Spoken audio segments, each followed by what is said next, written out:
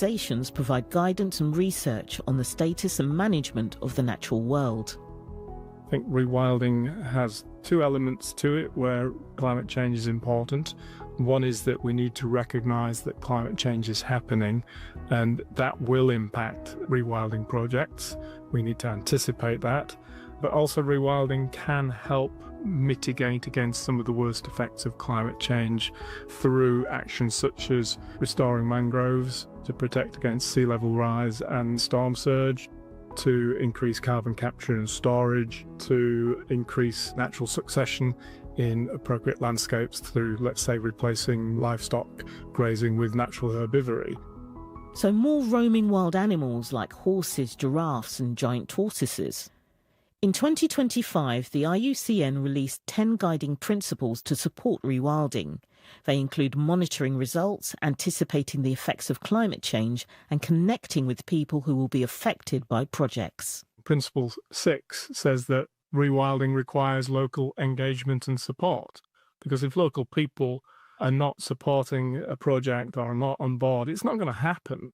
One of the big failures of rewilding that we've seen in recent times in the UK was Rewilding Britain's Summit to Sea project in Wales, where there was an idea that they would rewild a particular catchment. And of course, you can imagine that going down particularly well with Welsh hill farmers, whose culture and livelihood and language is based around sheep farming. Another example, an international example, would be Australia and Aboriginal people. But there's a concept there within Aboriginal people called care for country. And it is a much more sustainable and ecologically based civilization. International agreements for reducing the impact of climate change tend to set global targets, but it's down to individual governments to decide how to work towards meeting those goals at a national level. And so it's easy to see how a country like China, for example, might designate 30% of its land for high biodiversity nature. Countries like China, who have this very strong sort of authoritarian government, can actually do these things. How a country like Belgium can identify 30% for restoration and protection is then a more tricky question.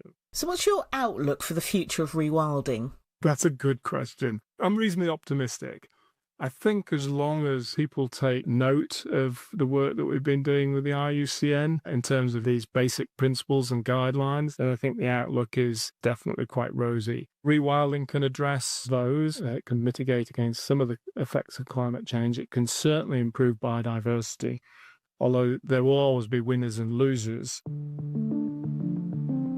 So returning to our main question, how can rewilding help combat climate change?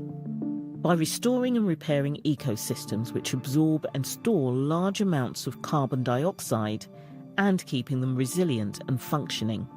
Rewilding has many varieties and expectations, so it's also useful to be clear about what it can't do. It's not a substitute for other actions like cutting fossil fuel emissions. Addressing the climate crisis and biodiversity are not separate issues, but rewilding is a complementary mitigation tool, not a primary one. Thank you for joining us on the Inquiry from the BBC World Service. If you'd like to hear more climate-related episodes like Will Rising Sea Levels Wipe Countries Off the Map? Can the statues of Easter Island survive climate change? Or is the world ready for more climate migration? Then search those titles in the Inquiry feed wherever you get your podcasts. Oh, and tap subscribe for new episodes.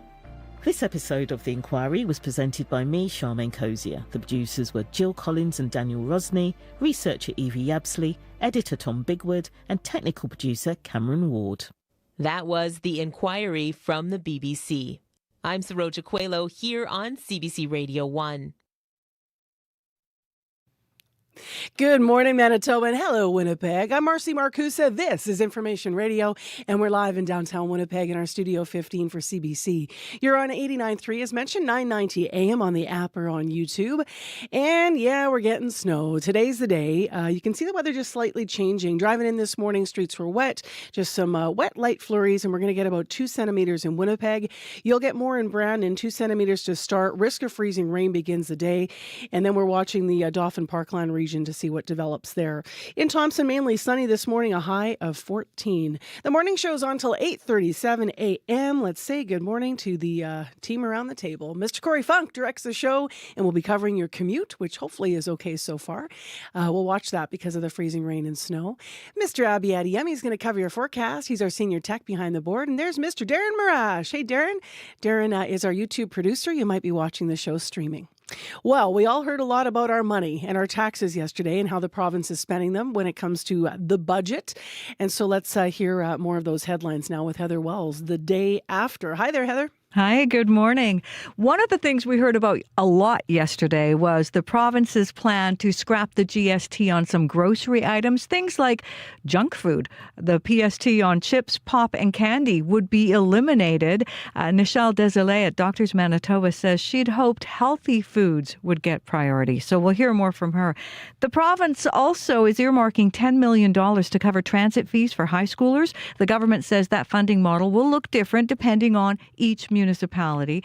One student here in Winnipeg thinks transit should be free for everyone, but says this is a good first step. We'll hear more in our next local news coming up at 6:30. All right, thanks, Heather. Thank you. As I mentioned, light wet snow in Winnipeg. Temperature right now is -1. Well, in the first hour of the show, we're actually going to talk about an event that's promoting conversation in our province around mental health, specifically for Black Manitobans. So we're going to talk more about what that looks like and what the current barriers are for that community. In addition, we will hear more from the mayor on the budget. We're going to hear from the mayor, the opposition leader, some stakeholders. So we'll have full coverage on the morning show today. And then a little bit later in the program, we have a really interesting medical column with Dr. Raj Bhardwaj. He says that he's looking at a study out of UBC that looks at texting versus AI when it comes to combating loneliness.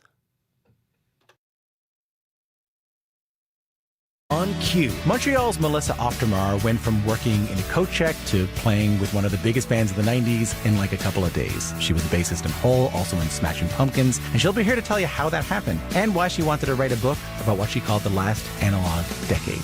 The late 90s for me was a very, very dark time. Q with Tom Power, this morning at 10:30 in Newfoundland, and on CBC Listen, or wherever you get your podcasts. This is World Report. Good morning, I'm Martina Fitzgerald. The United States is preparing to send more soldiers to the Middle East, but U.S. President Donald Trump is still expressing optimism about a deal to end the war. The White House has reportedly sent a plan to Iran, though a spokesperson for the Iranian military says the U.S. is negotiating with itself. The CBC's Sasha Petrusik is in Jerusalem with the latest. Warning sirens echo across Israel overnight as Iranian missiles target and sometimes hit neighborhoods in the north and around Tel Aviv. The U.S. and Israel answer with airstrikes on Iran and at least 1,000 more American troops heading to the region. The war continues. I don't know about any agreement, says Israel's military spokesman, Effie Defrin. Our plans are unchanged. We've won this. This war has been won. At the White House, the view is very different. U.S. President Donald Trump making it sound like peace is almost a done deal, as his envoys reportedly plan meetings with Pakistani mediators and maybe even Iranian officials. But we're actually talking to the right people, and they want to make a deal so badly. You have no idea how badly they want to make a deal. U.S. media says there's a 15-point proposal to end the war, one that Trump says includes an Iranian promise to abandon its nuclear program, and also a special present from Tehran. Actually, they gave us a present, and the present arrived today. It was a very big present worth a tremendous amount of money, and I'm not going to tell you what that present is, but it was a very significant prize. There is no confirmation from Iran of any of this. In fact, its military spokesman, Ebrahim Zolfakari, mocked Trump, telling him he's fired. Iran says the U.S. is just negotiating with itself. Sasha Petrusik, CBC News, Jerusalem. Senate Republicans are trying to push forth a bill that could bring to an end delays at airport security across the U.S. It would fund the entire Transportation Security Administration while defunding parts of immigration and customs enforcement. The CBC's Willie Lowry joins me now from our Washington bureau. Willie, what exactly are the Republicans presenting? Martina, Republican senators have sent Democrats a proposal that would fund all of the Department of Homeland Security except for some parts of immigration and customs enforcement. Roughly 5 weeks into the partial government shutdown and spurred by long lines at several airports across the country, Republicans and Democrats are really ramping up negotiations. But Democrats say the proposal doesn't go far enough. They want to ensure that ICE agents are not allowed to wear masks while patrolling and that they seek judicial warrants before entering homes and businesses. All of this coming as President Donald Trump dispatches ICE agents to airports to help with TSA staffing shortages and those long lines. Willie, this bill is getting a rather cool reception, it seems. So what will happen next? Many Democrats have already said they won't vote for the bill. Here's Senator Cory Booker. I won't vote for another dollar of an agency that's so reckless, so out of control. So you're a no? I'm a hard no from everything I've heard so far. Obviously, I'm going to evaluate a deal if it comes before me. But the parameters of the negotiation, what they've already thrown out, to me makes it really unacceptable. But it's not just Democrats. President Trump has yet to endorse it either. Well, I'm going to look at it, and we're going to take a good, hard look at it. I want to support Republicans, and, you know, sometimes it's awfully hard to get. Democrats are expected to offer a counter-proposal. Any legislation will require 60 votes to pass and a sign-off from the president. The CBC's Willie Lowry in Washington. Thank you, Willie. My pleasure. The RCMP are investigating allegations of corruption at Calgary City Hall. Details have not been released, but officers have searched a number of properties, including the homes of former Mayor Jyoti Gondek and a former councillor. Andre Chabot is a sitting councillor whose home was also searched. I have no idea what the investigation's about. I do know that I was asked to provide my devices for them to look at to gather evidence. That's about as much as I know. I'm fully cooperating with the police. The investigation was launched after Calgary police received a complaint last October. The timing coincides with Calgary's last municipal election. Elections Canada says voters will have to write in the name of their preferred candidate in the coming by-election in Terrebonne. The Quebec riding has been the target of a group called the Longest Ballot Committee. It's run dozens of candidates in high-profile races to object to Canada's first-past-the-post system. But many MPs are fed up with these long ballot protests, and as Darren Major reports, a House committee is urging the government to change election rules. The Longest Ballot Committee constitutes a coordinated effort to undermine our elections, undermine confidence of a democratic process, and sow confusion amongst voters. MPs, including Conservative Michael Cooper, say it's time the government take action against the Longest Ballot Committee. Elections Canada has had to make a number of adjustments to accommodate massive lists of protest candidates in recent years. The federal electoral body has printed meter-long ballots that have caused delays in counting. More recently, voters were asked to write in the name of their preferred candidate rather than choose from a list of more than 200 people. Cooper says the organizers are exploiting loopholes in Canada's election rules that need to be closed. We now urge the Liberal government to speedily introduce targeted legislation to prevent groups like the Longest Ballot Committee from disrupting future elections. The House Procedures Committee released a report yesterday that MPs say will keep the group in check. It includes recommendations that would limit how many nomination forms a voter could sign and who can act as an official representative for a candidate. But Mark Mutter, who has run multiple times as part of the group's efforts, says any changes to the rules won't slow them down. Listen, we're motivated, and this isn't going to stop until electoral reform is actually enacted. The group is currently running dozens of candidates in an upcoming Montreal area by-election. That vote, which could possibly help the Liberals get a majority in the House, takes place next month. Darren Major, CBC News, Ottawa. When the temperature drops, the risk of frostbite goes up. Every winter across Canada, severe frostbite results in amputations, mostly among people who are homeless. But as Leah Hendry reports, in Montreal, a new drug and a new approach are making a positive difference. Homelessness goes badly with health. James Hughes runs the Old Brewery Mission, a homeless shelter in downtown Montreal. He says chronic health conditions such as diabetes are common. So is substance abuse, which can make people more susceptible to frostbite. Frostbite happens when the skin and underlying tissue freezes from exposure to extreme cold. It can range from mild frost nip, stage 1, to stage 4, where the damage can spread to the muscles, tendons, and bones. As the tissue dies, the skin hardens and turns black. The worse the frostbite, the higher the chance of amputation. We have people here in our cafe and in our emergency services who have lost limbs. On average, there are 5 or 6 frostbite amputations every year in Montreal. But if it's a bad winter, that number can go even higher. In 2023 and 2025, there were 12. But in 2026, there have been none so far. You warm it up and you see what stage is becoming. Dr. Ali Azapana is a plastic surgeon. He says Quebec hospitals now use a drug called iloprost to try to reverse the damage. It keeps the blood vessels open and prevents clotting. So the chance of amputation decreases substantially. In addition to the drug, the city added hundreds of warming shelters to get people out of the cold this winter. That's amazing. And whether that or the drug was what saved limbs, Hughes says it's good news in a sector where that's in short supply. Leah Hendry, CBC News, Montreal. The Church of England is making history. For the first time since it was founded almost 500 years ago, the church is installing a female Archbishop of Canterbury. Sarah Mullally is being enthroned in an elaborate ceremony. The Prince and Princess of Wales, William and Kate, will be among the guests. The Archbishop of Canterbury is considered the leader of the worldwide Anglican communion. Rachel Truick is the bishop for Gloucester in southern England, and she says this is a big step forward for the church.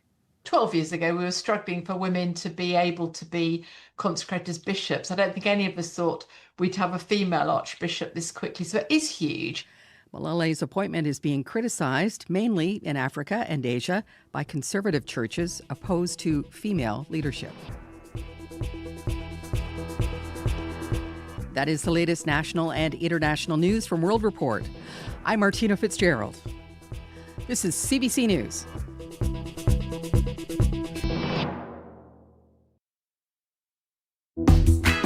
Good morning, everyone. It is Wednesday morning. It is also the day after our provincial budget came down. We'll hear headlines about that in a moment, all to do with your money. Snow on the way. As mentioned, I'm Marcy Marcusa. This is CBC 89.3 FM, 990 AM on the app and YouTube. If you're a regular listener, you know Abby's going to plug us into that weather forecast, which is active. That's my nice way of saying that it's still cold out there and there's some systems moving through. But we'll get your forecast on in a moment. This hour on the program, we are going to hear about an event that's happening that promotes some conversations around mental health for Black Manitobans specifically. We're going to hear more about barriers for the community when it comes to the topic as well. So stay tuned. That's straight ahead. And then a little bit later in the show, this is a huge talker across the country. Should there be limits on how provinces can use the notwithstanding clause? That's a question at the heart of a legal challenge to Quebec's secularism law, Bill 21, that you've just been hearing about on World Report.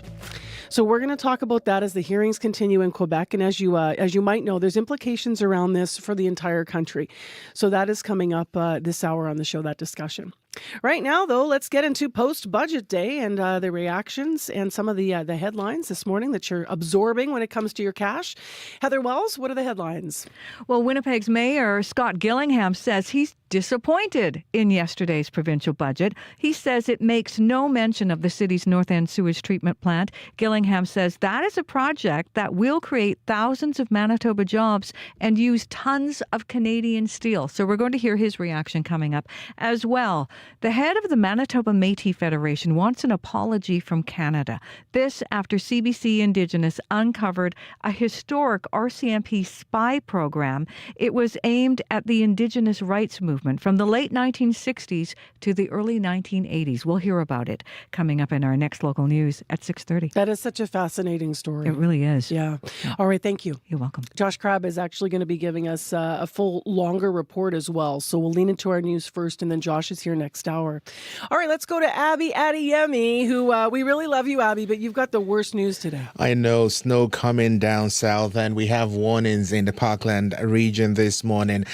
Adding to what the region has been seeing overnight, we're anticipating up to 20 centimeters of snow added to what they've been getting. While up north, the extreme cold still continues. We're talking about wind chills in the values of -50s as we travel towards Churchill this morning. But today's forecast for Winnipeg and regions in the Red River Valley region, we're looking at periods of snow and morning risk of freezing rain. So anticipate for that. Current temperatures hovering around -1 at the Forks. We're tracking -3 at the airport. Light snow there. We expect temperatures to even fall to about -5 this afternoon under some breezy conditions from the north. While similar conditions we're going to see in most of the southern regions, a messy mix of heavy snow coming towards the Dauphin area, and the rest of the south will not be spared also. We should see about 2 centimeters of snow, about 5 in some areas, but up north it's more about those dangerous wind chills as low as -40 as you travel towards Churchill this morning. Like, it's a mean time of year when it's 1 in Sprague and it's -37 in Kelsey Down. Right, Marcy. Right? Like, that spread is mean because we're all in the same place. All right. Thanks, Abby. You're welcome. Corey, you kind of look like you just were a bear that crawled out of hibernation. Your face looked disgusted when you were listening to that. In like a lion, like an, I don't know, annoying hyena. Yes. I don't really know what to say. Okay. Yeah. That could be the new saying. Yeah, I think that's officially the new saying. Yeah. What do you got in commute? Yeah, actually, there's one issue to keep an eye out for already. There's been a collision right at the intersection of Broadway and Sherbrooke. It's knocked down the light standard, and those lights are flashing red.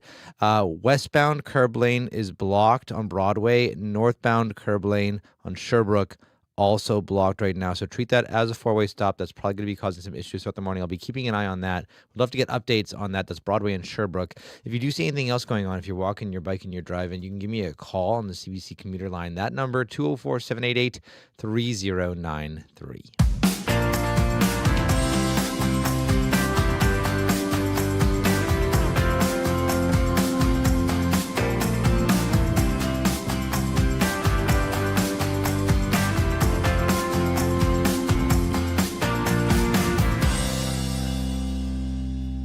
Well, up first this half hour, mental health, of course, impacts people differently. An event in Winnipeg, as I alluded to this weekend, hopes to address exactly that. Humanitarian Solidarity for Development and Empowerment is the name of the event. It supports newcomers and vulnerable people. And they're hosting this in hopes of sparking more conversations about mental health, specifically in the Black community. The event itself actually is called Resilient Minds. I was naming the group. It's happening Saturday at the Canadian Museum for Human Rights. Ambitions Ndula is the founder and executive director of Humanitarian Solidarity for Development and Empowerment, and up early with us. Good morning, Ambition. I think that... So tell me a little bit about your story, when it comes to what we're talking about. I understand you immigrated from Congo a couple of years ago. How did that impact your journey with mental health, would you say? Yeah, what I can say about that is an immigrant. We came from the country where there is a war. We grew up in war, and from the war we moved from state to state, even to the foreign countries. And that war has affected us when it comes to the trauma. And then it's not just us, but it's from the generation to generation. And we can call it like a trauma intergeneration. So when we move from the transition country to get to land here in Canada, also, there is a lot of things that are affecting us, like integration. There is a culture shock. There is also some misunderstanding when it comes to culture. There is also systemic barriers. So all of that is affecting our mental health.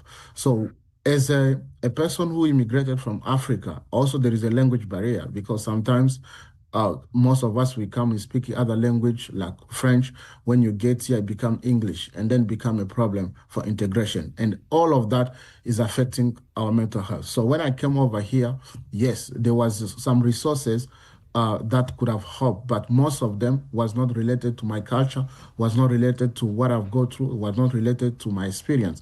So because of that, also when the pandemic hit up, so we start helping our community, and that's how we come up with this this organization and started helping people with mental health. To try to more specifically target what people were feeling that would understand the things you're talking about. Because it's interesting, any one of those things you mentioned could contribute to being overwhelmed. I mean, coming here, carrying the trauma, that's one. Language barrier, that's two. Even I understand you were an engineer in Congo, and then you're coming back and you're trying to then get your credentials up. I mean, that is a huge thing that can overwhelm your mental health. When you're dealing with all of that at the same time, how important was it to have others that understood that? You know, you've got all these things going on. What was it like when you started your organization during the pandemic? Yes, it could have been much better if I have somebody who understands my past, who understands where I'm coming from, and especially my culture. Because when I have done school in Congo, and I went even South Africa, I started there, electrical engineering. But when I get here, they told me no. It was not considering your education. You have to start from scratch.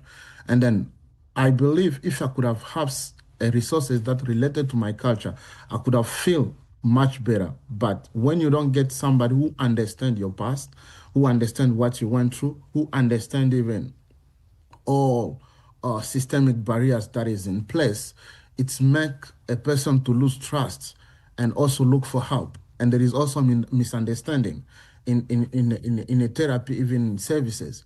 So you realize that. Then I say, okay, because I don't want somebody to face the same thing, I should be the only person who can face this. Because could you imagine, after going to university from South Africa and in Congo, I end up going back to adult high school. So I start high school here at a French L'Oreal College for the adult school. What did that feel like for you?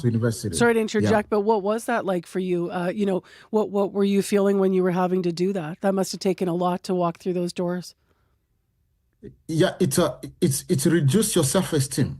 You feel like you not. It affects your mental statement, your emotions, and even your self-esteem. You realize that you have to start from scratch. Also, there is also age involved because you have a dream. What you're dreaming to be is changing. You're dreaming to be an engineer, but when you come here, it's changing. So when it changes, so you realize that no, you have to look for something else, and it affects everything. Yeah. It's not just you, but also the environment. So we will talk about some of the event and some of the supports you're offering, but I want to ask you about stigma, because I understand that you say there's also stigma on top of everything when it comes to reaching out for mental health support in your community. Can you describe that for us? Yeah, when we talk about the stigma, we talk about the stigma. It comes to also affected their background, because when somebody is coming from Africa, I would say especially from Congo, you ask him, do you have a mental health issue? He will say no. But if you say, do you have worries? Yes. Do you have stress? Everything is like stress. Everything is like worries. But people are facing mental health problem, because when it comes to mental health, they take it like it's a weakness. You are weak. You are a weak person. And there is also taboo. A person is difficult for him to accept that he has a mental health. And instead, people are having that trouble. And other thing is, they take it private. It's something that is private. I can't share it with others. And if you can't share with others, it's going to be difficult for you to seek for help. And that is the problem. And then when you don't seek for help, now it's affecting. It become a crisis. When it become a crisis, it's affecting even your parents, even your families, and so and so. So that's why we come up with this and say, okay, maybe we have to put something in place so that we can have a section and workshop that can be a stigma-free. And help people and reach people before things escalate. I know that in your community overall, the wider Black community in Manitoba, when the student was shot by police, the Black Nigerian student, and we know he was struggling with mental health issues.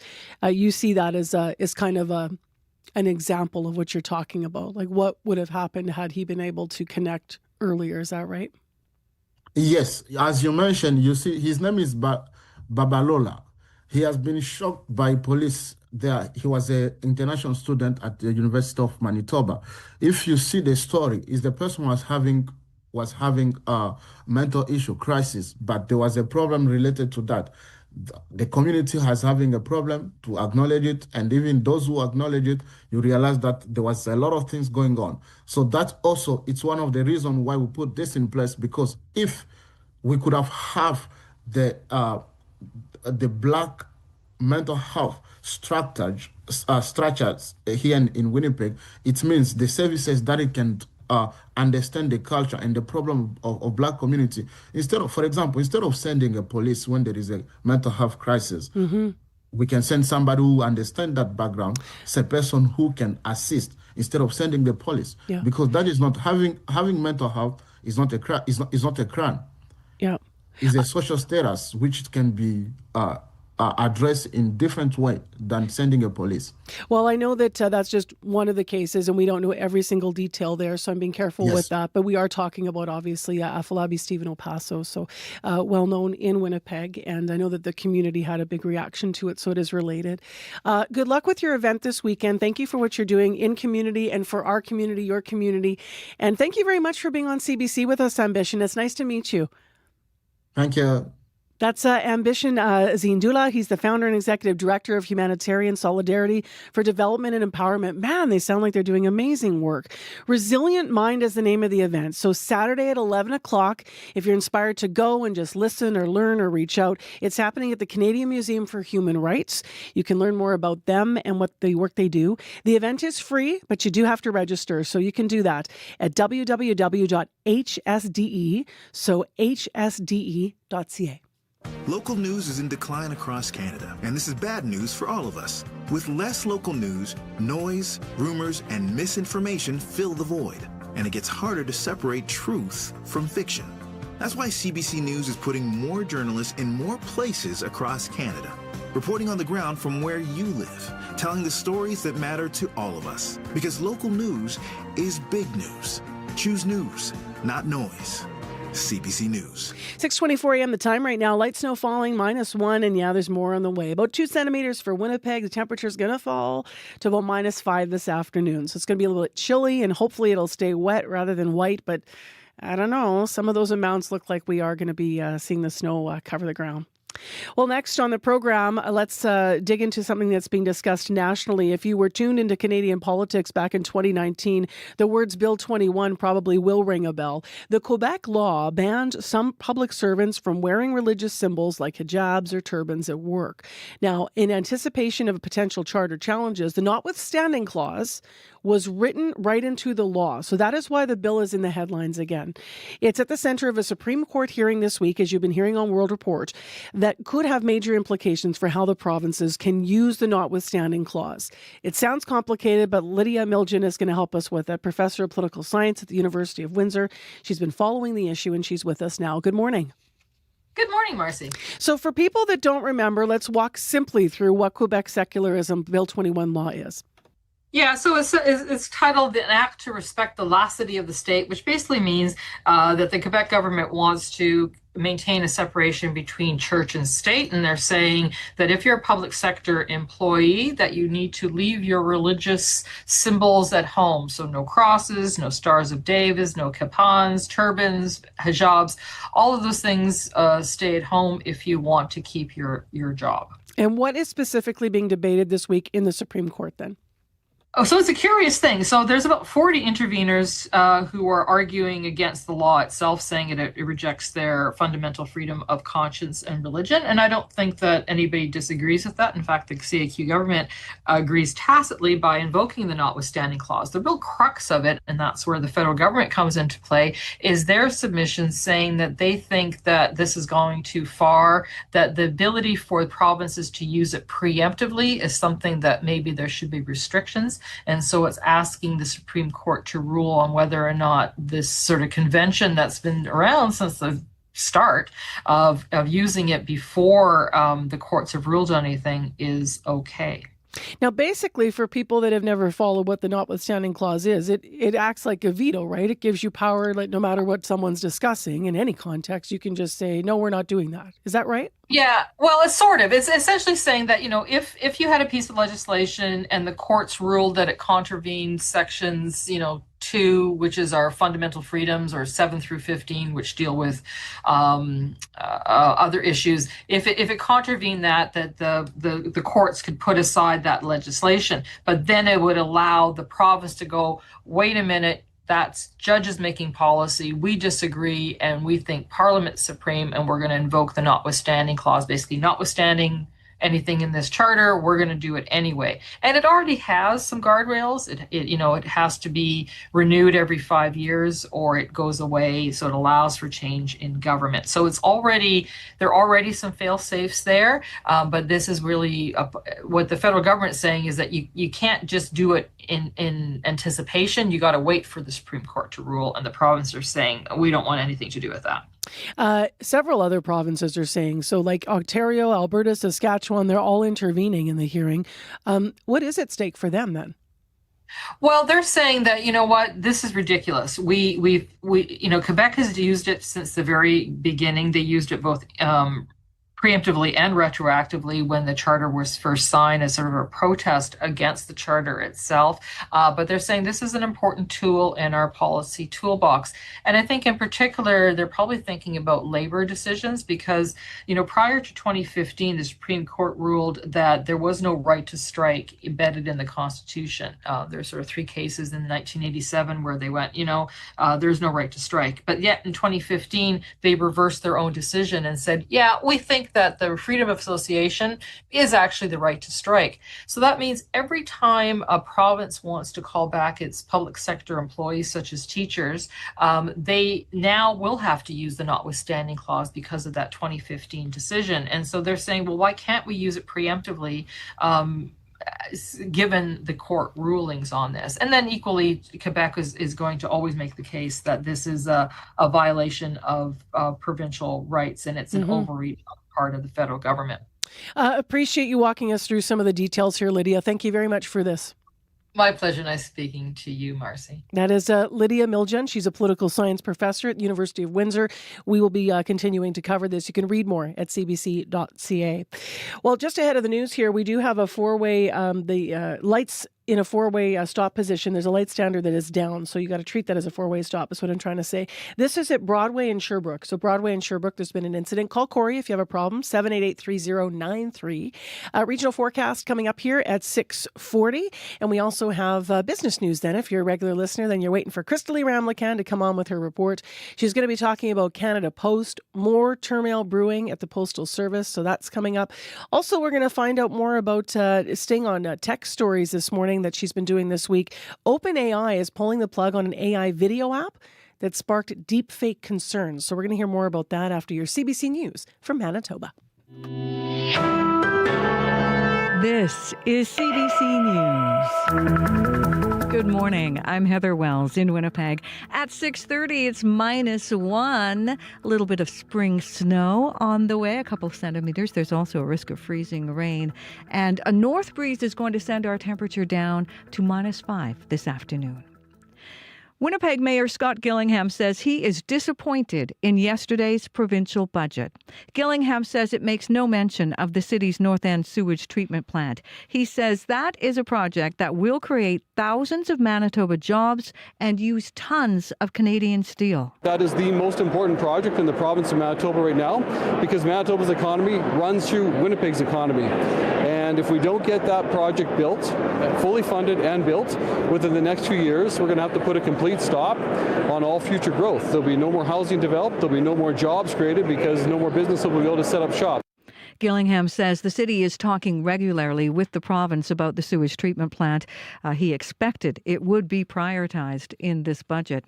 Now, the province is growing healthcare spending in hopes of reducing wait times. Yesterday's budget included money to open 23 alternate care beds at Siloam Mission. The shelter spaces will be for people still occupying a hospital bed, even though they are not acutely ill. Manitoba Nurses Union President Darlene Jackson welcomes the funding, but says it still has to address the bottleneck of resources in the healthcare system. The root cause of the lengthy wait times is the inability to discharge from our medical units, into long-term care facilities, into home care programs. And until we have adequate staffing in all of those programs, we're not going to be able to get on top of the wait times. The province is also committing funding for care zones. That's where some patients waiting in the ER will be seen quicker by specialists. The NDP's plan to scrap the provincial sales tax on all food in grocery stores is being welcomed by most people, but some worry about including junk food in that exemption. The government plan would eliminate the PST on chips, pop, and candy. Nichelle Desilets is president of Doctors Manitoba. When I'm working in the emergency room and I see a kid with a sore ear that's drinking Pepsi and eating Doritos, I don't want that to be the easiest accessible option for them and their family. We want to see healthy foods prioritized. The budget earmarks $10 million to cover transit fees for high schoolers. The government says the funding model will look at different spending on each municipality. Student Mason Peters spends about $50 a month on bus tickets. Public transportation should be free for everybody, but the fact that they're at least doing it for young people is very good. And Winnipeg's mayor has questions about that plan. Scott Gillingham says he doesn't know how much it will cost to allow teens to ride for free. He says the city simply can't absorb any extra costs. In other news, prominent First Nations and Métis leaders in Manitoba were once the focus of an RCMP surveillance program. That is according to newly declassified documents obtained by CBC Indigenous. They detail how police infiltrated and aimed to disrupt the Indigenous rights movement. Officers from the late 1960s to the early 80s were concerned about extremism and violence, but their own documents say the people being monitored were lawfully fighting for basic rights. MMF President David Chartrand says Canada should apologize. I still can't believe that this happened, but I should believe it, right? If you look at the struggles of Indigenous people, it's always been a struggle for us to stand up to defend ourselves in our own country. So I hope there's an apology come from Canada, from the Prime Minister. So far, the RCMP has declined comment on the operations. A spokesperson says the force has changed and takes repairing relations with Indigenous communities seriously. Federal funding and international student caps are hitting a southeast Manitoba post-secondary school. About 10% of staff at Providence University College in Otterburn face layoffs. President Kenton Anderson says some new initiatives are in the works to recover some of that lost revenue. The revenue that we had developed through the international program was important to really allow us to flourish as a domestic entity here in Manitoba. And the loss of that revenue has threatened our ability to function at full speed. Anderson says if students can't come to them, the institution will go to students with Providence Global. That's where post-secondary education is offered in certain cities around the world. Well, that was quite a game. There's a shot. Connor scores! Kyle Connor at the end of the first period on TSN as the Jets outplayed the Vegas Golden Knights 4-1. Mark Scheifele had a three-point night, scoring into the empty net. He also rushed to Kyle Connor's defense after Connor took a hit from Brett Howden. Scheifele says it's the brotherhood. You take care of each other. KC, like I said, that's my boy. I don't like when he gets hit. It's plain and simple. How do you think you did? I'm a terrible fighter. I think I did catch him with a left, though, so I don't think anyone was expecting me to throw a left tonight, but yeah, I did. I don't know how I have as many Gordie Howe hat tricks as I do. Gordie Howe hat tricks, 4 now for Scheifele. That's a goal, assist, and a fight. The Jets get set now to host the Avalanche tomorrow night, and Winnipeg stays 5 points back of Nashville for that final wild card spot in the West. You can find the latest news updated throughout the day at cbc.ca/Manitoba. All right. Thank you, Heather. Thank you. Let's get into this regional forecast. Lots in it with Abby Adiyemi. Yeah, starting with a warning we have in effect for parts of western Manitoba. We're looking at a significant accumulation of up to 15 centimeters of more expected as this low pressure system moves in. Conditions will definitely be difficult to navigate and travel is expected to deteriorate through the day, so anticipate that. For Winnipeg, we're currently seeing periods of light snow at the airport, temperatures around -3 there. It's going to fall even further to -5 this afternoon under some breezy conditions from the north, and we expect these periods of snow to continue all day. We're anticipating about 2 centimeters, and this evening it should taper off, with temperatures even falling lower to a -12. And similar conditions we're going to see in the southern part of the province. Up north, it's a mix of cloudy skies, clear conditions, and frigid temperatures in the range of -13 to -24, with biting wind chills close to -42 in the north. All right. Thanks, Abby. Thank you. Wowee, cold in the north. Still won't let go. Okay, Corey, what is going on out there? Yeah, Broadway and Sherbrooke, those lights are flashing red. There was a collision there that knocked down a light standard, and according to at least footage that they've posted on Manitoba Traffic Management Center, that it looks like there is a crew on scene working on it. But for the time being, though, those lights are flashing red. Treat that as a four-way stop. Westbound on Broadway, the curb lane is blocked. So is northbound Sherbrooke, the curb lane blocked as well. So we're going to be very slow going this morning through that intersection until that is repaired and cleared. If you do see anything else going on, though, you can give me a call on the CBC commuter line. That seems to be the only issue I've heard of so far. That number you can call if you're walking, biking, driving, or you see a brand new pothole. They seem to be popping up by the minute Woo. here. Yay! 204-788-3093. All right, thanks, Corey. Thank you. It's time for your business news. Crystal Lee Ramlakan, who's here via Zoom. Hello to you. Hey, good morning, Marcy. So Canada Post, we haven't talked about them in a bit. They're dealing with a number of issues, of course, in recent years, but is there more turmoil brewing now? Well, possibly. The president of Canada Post's union is calling for employees to reject a tentative contract agreement in a vote this spring, even though a majority of the union's national executive board recommend the deal be accepted.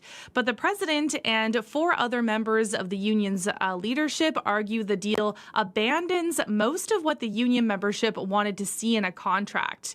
They say the agreement is a huge victory for the employer and contains major changes, concessions, and rollbacks.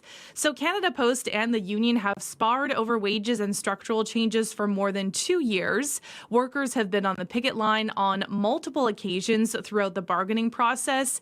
And this has been happening as the Crown Corporation has recorded more than $5 billion in losses since 2018, as it faces a significant reduction in letter mail and growing competition for package delivery. So the tentative agreement is for a 5-year contract and includes wage increases of 6.5% and 3% in the first 2 years. But the president and those who disagree with the deal say the raise still pays less than other major carriers. Now, both sides have agreed not to engage in any strike or lockout activity while the ratification vote takes place. However, a vote is taking place alongside the ratification process to authorize a strike mandate in the event this contract is rejected. Wow. I'm just, I really wonder what the reaction is going to be to all of that by the workers and also, if there is another strike. All right, let's talk about social media company Meta. They're now ordered to pay out $375 million in damages. Yes, and this is after a New Mexico jury found Meta is harmful to children's mental health and is in violation of the state's consumer protection law in what's being called a landmark verdict. So another jury is deliberating a similar case right now in California, and the 2 trials could really shake things up for how these social media giants operate. And as we know, Meta owns Instagram, Facebook, and WhatsApp. So state prosecutors say Meta prioritized profit over safety and failed to adequately monitor the platforms for child sexual exploitation. So here's one of the jurors in the case, Lindsay Payton. I know they have a lot and they do work really hard to try to stop these things from happening, but I think we all kind of agree there's a lot more they could be doing to try to protect children and teenagers that are on social media. Now, attorneys for Meta say the company discloses risks and makes efforts to weed out harmful content and experiences, but that some bad material gets through its safety net. A Meta spokesperson says the company will appeal. Let's stay with tech before you go. OpenAI is pulling the plug on the AI video app that sparked some of those deepfake concerns. So what are the details on this story? Yeah, so OpenAI is shutting down Sora, which went viral last fall as a place to create short-form videos generated by artificial intelligence, but also raised alarms in Hollywood and elsewhere. I'm not sure if you remember these videos that were, coming on social media. A lot of them were looking like Ring videos of like an animal attacking a baby on a porch, or, that was kind of scary, but then also more silly videos of like cats playing banjos. But yeah, you know what? This company, which is, of course, behind ChatGPT, released Sora as an attempt to, capture that attention and potentially advertising dollars that follow short form videos on TikTok, YouTube, Instagram, and Facebook. But a growing chorus of advocacy groups, academics, and experts expressed concern about the dangers of letting people create AI videos on just about anything they can type into a prompt, leading to non-consensual images and very realistic deepfakes. So OpenAI was forced to crack down on AI creations of public figures, including Michael Jackson, Martin Luther King Jr., and Mr. Rogers doing outlandish things, but only after outcry from family estates and an actors union. So Reuters is reporting that Disney was blindsided by this decision. It had made a deal to invest $1 billion into OpenAI and to lend its iconic characters to be used in AI videos. But that transaction, of course, never closed, and now this app is being shut down. A spokesperson for the media giant says it respects OpenAI's decision. All right, Crystal Lee, thanks for the business news this morning. We'll talk to you tomorrow. Okay, thanks, Marcy. That's Crystal Lee Roundlacan on CBC.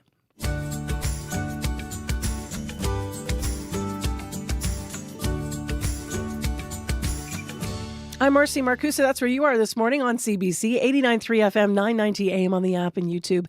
Thanks for joining us. We do have that system coming. There's already some light snow falling in Winnipeg and in Brandon.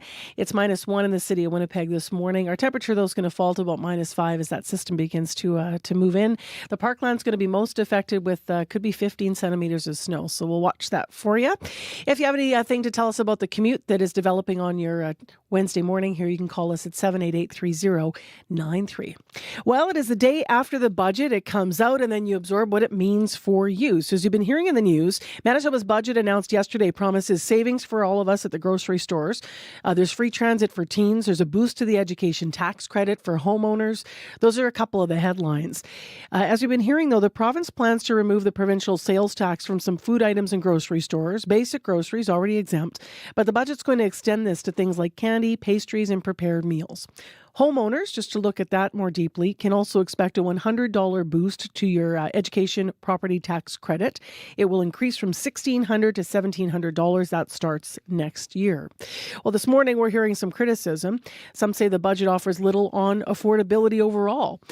We've got a couple of takes next. This is PC leader Abhi Khan speaking to reporters yesterday. If this is the budget that the Premier has so touted as a great budget, we are in trouble as a province. There's nothing in there for affordability. I'm shocked with the lack of announcements for businesses, for families, for economic growth. I'm shocked and I'm actually really disappointed of the lack of announcements or projects within this to grow our economy to pay for services in Manitoba. This budget outlines that province of Manitoba is now 40%, roughly almost 40% of their revenues is coming from the federal government. That is shocking. 36% of the revenue is coming from the federal government. That is a major, major red flag when it comes to the province. Another big flashy announcement by the Premier. I went out this morning with a leak on the PST for groceries when he knows that largely groceries are exempt from paying PST already. These are real measures to make life affordable. Families need affordability, and this is not a real tangible solution that's going to help families when it comes to overcoming that. Lots of questions, lots of concerns in this budget. Within this, their projections are very rosy. A $500 million deficit is what they're projecting. That's easily going to grow into $1 billion under this NDP government, as they've done the previous 2 years. 2.5 years, we're at $4 billion. By the end of this, we're going to be over $5 billion of debt under this NDP government. So lots of concerns. That is a PC leader, Abi Khan, speaking with reporters yesterday. Now, what he's talking about there around the deficit, we'll have to see, because the Premier has made a promise. So we'll have to see if he's held to this or if he can hold to this. He has said that there will be the budget will be balanced by 2027.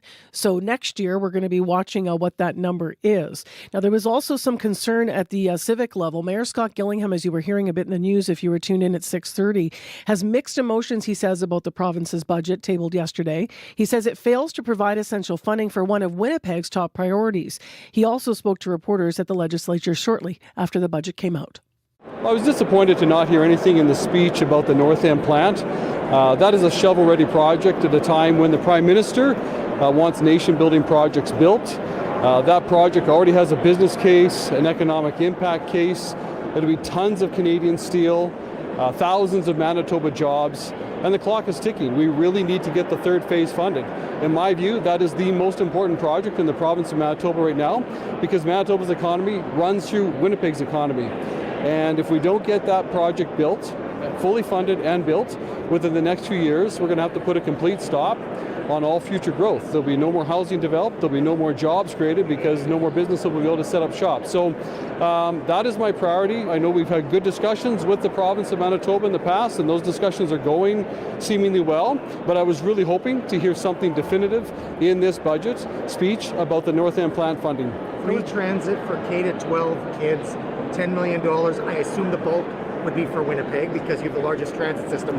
But have you had discussions with the province on that? What do you think of that? They gave us a heads up, a day ago or so about that. There was a little bit of back and forth about this prior to that. But just within the last really few days here, look, we'll work with the province of Manitoba on this, and if we can create more riders by creating kind of a pattern for young people to ride transit, and they carry that on into adulthood, that can be a good thing long-term for transit, there's no doubt.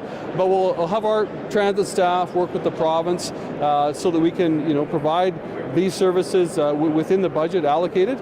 But there's more to come, and we really need to go through the details of this. What kind of funding do you need to get to be able to offer free transit for kids up to 18, 19? Well, that's one of the things I want to find out from the from our staff as far as what the cost ultimately will be to provide transit for teenagers. We do have the UPass program, of course. But that's a cost to students. It's built right into their tuition fees, really, as part of their tuition fees. So we'll have to find out from our transit staff what the total cost would be. But look, when we can get more people riding transit, that's a good thing. We'll just have to work with the province to make sure we can do all this within budget. Okay, but there's a danger here. You had a big program without incremental funding. That's we heard total for the entire envelope for all transit systems is $10 million, is what we heard. So that's why I said a moment ago, we're going to have to work with our transit staff to understand what is the total cost to deliver transit for high school students as well. And whatever it is, there's got to be a way to work with the province that it has to be done within budget, because we can't keep taking on more and more costs as a municipality. What explanation were you given for the absence of funds for the I have been given no explanation for that at this point. That is the priority project. I would argue it's the most important project right now because it's shovel ready. We've got phases 1 and 2 that are underway. There's funding from the provincial and federal governments for phases 1 and 2. And this is, to me, the most important project that we need to get built. The future of Winnipeg's economy, the future of Winnipeg's housing and population and growth depends on it. So Winnipeg Mayor Scott Gillingham speaking to reporters at the Manitoba Legislature yesterday, talking about the North End sewage treatment plant. And as he said, with mixed emotions about the budget and not seeing that funding in the budget is a concern for the city. They'll have to see what the feds do with that funding, of course. Is that why the province didn't put money forward at that level? He also seems to be questioning the funding for what is a big promise in the plan, which is, the free transit for teens. So the mayor saying there that, yes, the plan overall cost $10 million. to cover the cost of transit for high school students in a year. That's what it costs. But is that the existing cost of what they already cover? And what is the costed plan moving forward then to make this promise sustainable? We're going to have to do some digging and find out exactly what those numbers will look like. There's a lot of reaction to that promise. We're going to hear from teens in the next hour. It is 9 minutes to 7 o'clock. If you want to weigh in on the budget, call us, 788-3205. What stood out for you yesterday and what's going to help your family in Manitoba? 788-3205. Well, next on Information Radio, let's dig into what is happening at an international level with the ongoing war in the Middle East. Oil and gas prices remain high. In fact, we have a feature online that you should check out. It looks at the gas prices in Manitoba's recent history. It asks, are we seeing the worst prices in Manitoba's recent history? So you can see the data at cbc.ca/Manitoba. But let's look at what's happening. Governments around the world are feeling strained. Some are limiting how much people can buy. In Slovenia, drivers can now only buy 50 litres a day to keep supplies steady. So how do governments decide when to ration? Could something like that happen in Canada? We have Colin Mang with us, Assistant Professor of Economics at McMaster University, and we have reached him in Toronto. Good morning. Oh, thanks for having me. Thanks for being here. So what's the answer to the big question? Let's get right in. Do you think that we could see rations like that in Canada? I think it's unlikely that we're going to have rationing, at least in the short term anyway. So the last time we had rationing in Canada was back during the Second World War. And I mean, it was because the government needed food and fuel, so they rationed things like sugar, butter, meat, and gasoline for the war efforts. The last time they considered rationing in Canada was in 1979 during the oil crisis, and back then, the price of oil had increased by about 150%. Today, the price of oil has only increased by about 40% in the past month, and it's not even at historic highs. I mean, the price of oils seems to have leveled off between $90 and $100 a barrel, and it has been pretty steady there over the past couple of weeks, and that's not even close to historic highs that we've seen for the price of oil. So I think we're still a long way off from rationing in Canada today. And is that what they're going to be considering then, sort of supply, obviously? And you said 40% now was 150% then.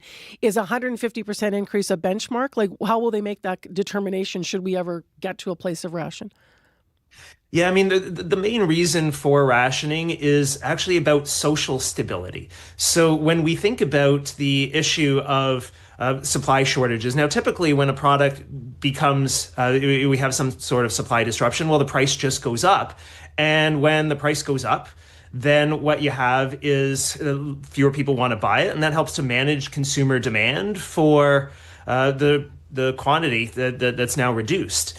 Now, what we see when it comes to essential goods like food and fuel specifically, well, if people can't afford to buy it because the price has gone up, that can lead to a lot of social instability. It creates a lot of economic hardship. That's why governments bring in rationing in the first place, is to try to head off that social instability.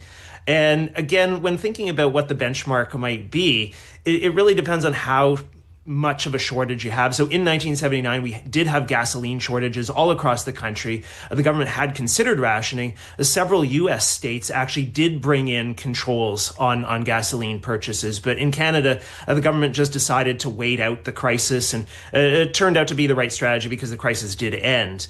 I think we're still a long way from that kind of instability here in Canada. So people might be wondering, for context, why we're seeing the rationing in other parts of the world. Yeah, so I mean, we have some advantages here in Canada compared to other countries where you're seeing gasoline rationing right now. So you mentioned Slovenia. Slovenia is a high-income country, but their income per person is only about 65% of the level that we have here in Canada. As well, they're importers of oil. Here in Canada, we produce it ourselves. Other places where you're seeing rationing out in Asia, again, they're importers of oil and their incomes are much, much lower than ours. So the increase in the price of oil has been much more economically damaging because their incomes are lower, as well because they're importing. They have to buy it on international markets in US dollars, which are scarce. Here in Canada, even though we pay international prices, because we produce the oil ourselves, we're paying for it in Canadian dollars. We don't have to pay import costs for the oil. And given that we are a very high income country, we have been able to absorb the increase in the oil price, at least to this point. And so that's why in Canada, we're not looking at rationing in the same way that other countries are right now. Colin Mang, thank you for walking us through the detail here. Really appreciate you being on the program today. Yeah, you're welcome. Thanks for having me. That's Colin Mang, assistant professor in economics at McMaster University. And we'll hear the latest on what is happening in the war coming up, in the war in the Middle East coming up here at 7 o'clock on World Report on CBC. Well, a couple things to mention. I just neglected to credit Jeff Keel from CTV, who was asking questions in that scrum that we heard. We were playing tape from the legislature from yesterday. We certainly heard a number of reporters talking to Mayor Scott Gillingham there, so I just wanted to mention that. Also, we have a traffic update here, and this is a good one. Our reporter Megan Ketchison called from Sherbrooke and Broadway. There had been an earlier problem there. Lights are once again working, though. Thanks, Megan. So just the right turn lane from westbound Broadway onto Sherbrooke remains blocked. 788-3093 if you do have any updates there. Weather-wise, to the top of the clock here, some light snow falling in Winnipeg and Brandon, mainly clear in Thompson, -1 in Winnipeg, -9 in Brandon, -36 in Thompson. Snow coming to the Parkland region and, in fact, to parts of southern Manitoba as well. In Winnipeg, about 2 centimeters. Our temperature will fall to -5 this afternoon, and that light snow should end overnight. It should clear by tomorrow morning. In the next hour of Information Radio, what do you think of the province's budget? You can call us now, 788-3205. We're going to hear from critics in the next hour, so stay tuned. We're also going to hear from people on various specific reactions to the budget, so that is coming up right after 7 o'clock. We have the superintendent of the Winnipeg School Division, the president of Manitoba Electric Vehicle Association, the senior director of the Agri-Food Analytics Lab, so a number of different perspectives because there's a lot in the budget, so stay tuned. Also, at 7:40 on our medical column, a study out of the University of British Columbia suggests that texting a stranger is better for loneliness than talking to a chatbot. It looks specifically at young people and loneliness.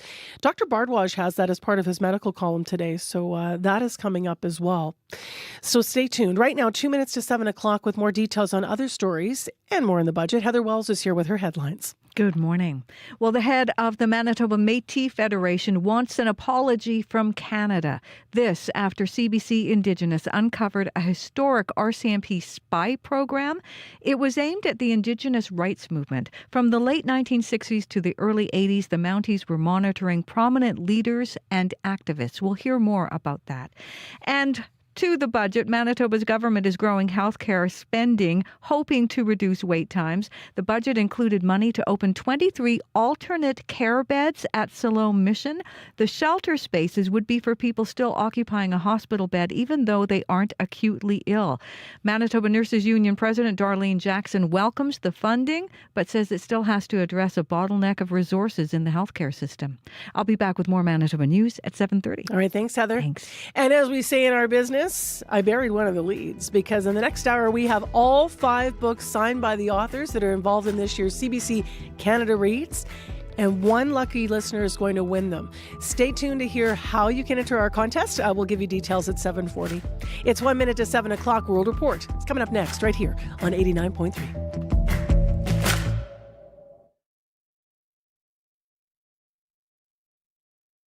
On the current. Lack of protection for our children, widespread abuse and maltreatment within sport environments across the country at all levels. The system for athletes in this country is broken, says Canada's Future of Sport Commissioner. We'll hear what Liz Maisonneuve says has to change to prevent mistreatment of athletes, coming up on The Current. The Current with Matt Galloway, this morning at 8:37, 9:07 in Newfoundland, and on the CBC Listen app. This is World Report. Good morning, I'm Martina Fitzgerald. The United States is preparing to send more soldiers to the Middle East. But U.S. President Donald Trump is still expressing optimism about a deal to end the war. The White House has reportedly sent a plan to Iran, but a spokesperson for the Iranian military says the U.S. is negotiating with itself. The CBC's Sasha Petrusik is in Jerusalem with the latest. Warning sirens echo across Israel overnight as Iranian missiles target and sometimes hit neighborhoods in the north and around Tel Aviv. The U.S. and Israel answer with airstrikes on Iran and at least 1,000 more American troops heading to the region. The war continues. I don't know about any agreement, says Israel's military spokesman, Effie Defrin. Our plans are unchanged. We've won this. This war has been won. At the White House, the view is very different. U.S. President Donald Trump making it sound like peace is almost a done deal, as his envoys reportedly plan meetings with Pakistani mediators and maybe even Iranian officials. But we're actually talking to the right people, and they want to make a deal so badly. You have no idea how badly they want to make a deal. U.S. media says there's a 15-point proposal to end the war, one that Trump says includes an Iranian promise to abandon its nuclear program, and also a special present from Tehran. Actually, they gave us a present, and the present arrived today. It was a very big present worth a tremendous amount of money, and I'm not going to tell you what that present is, but it was a very significant prize. There is no confirmation from Iran of any of this. In fact, its military spokesman, Ebrahim Zolfakhari, mocked Trump, telling him he's fired. Iran says the U.S. is just negotiating with itself. Sasha Petrusik, CBC News, Jerusalem. In London, new ambulances are being delivered to a Jewish community service, replacements for the 4 vehicles destroyed by fire on Monday in what investigators believe was an anti-Semitic hate crime. The vehicles belonged to a non-profit organization and were parked near a synagogue. Police now say 2 men, aged 45 and 47, have been arrested in London. They're being investigated for arson with intent to endanger life. Social media companies are closely watching 2 court cases involving industry giants accused of not doing enough to protect users, especially those who are young.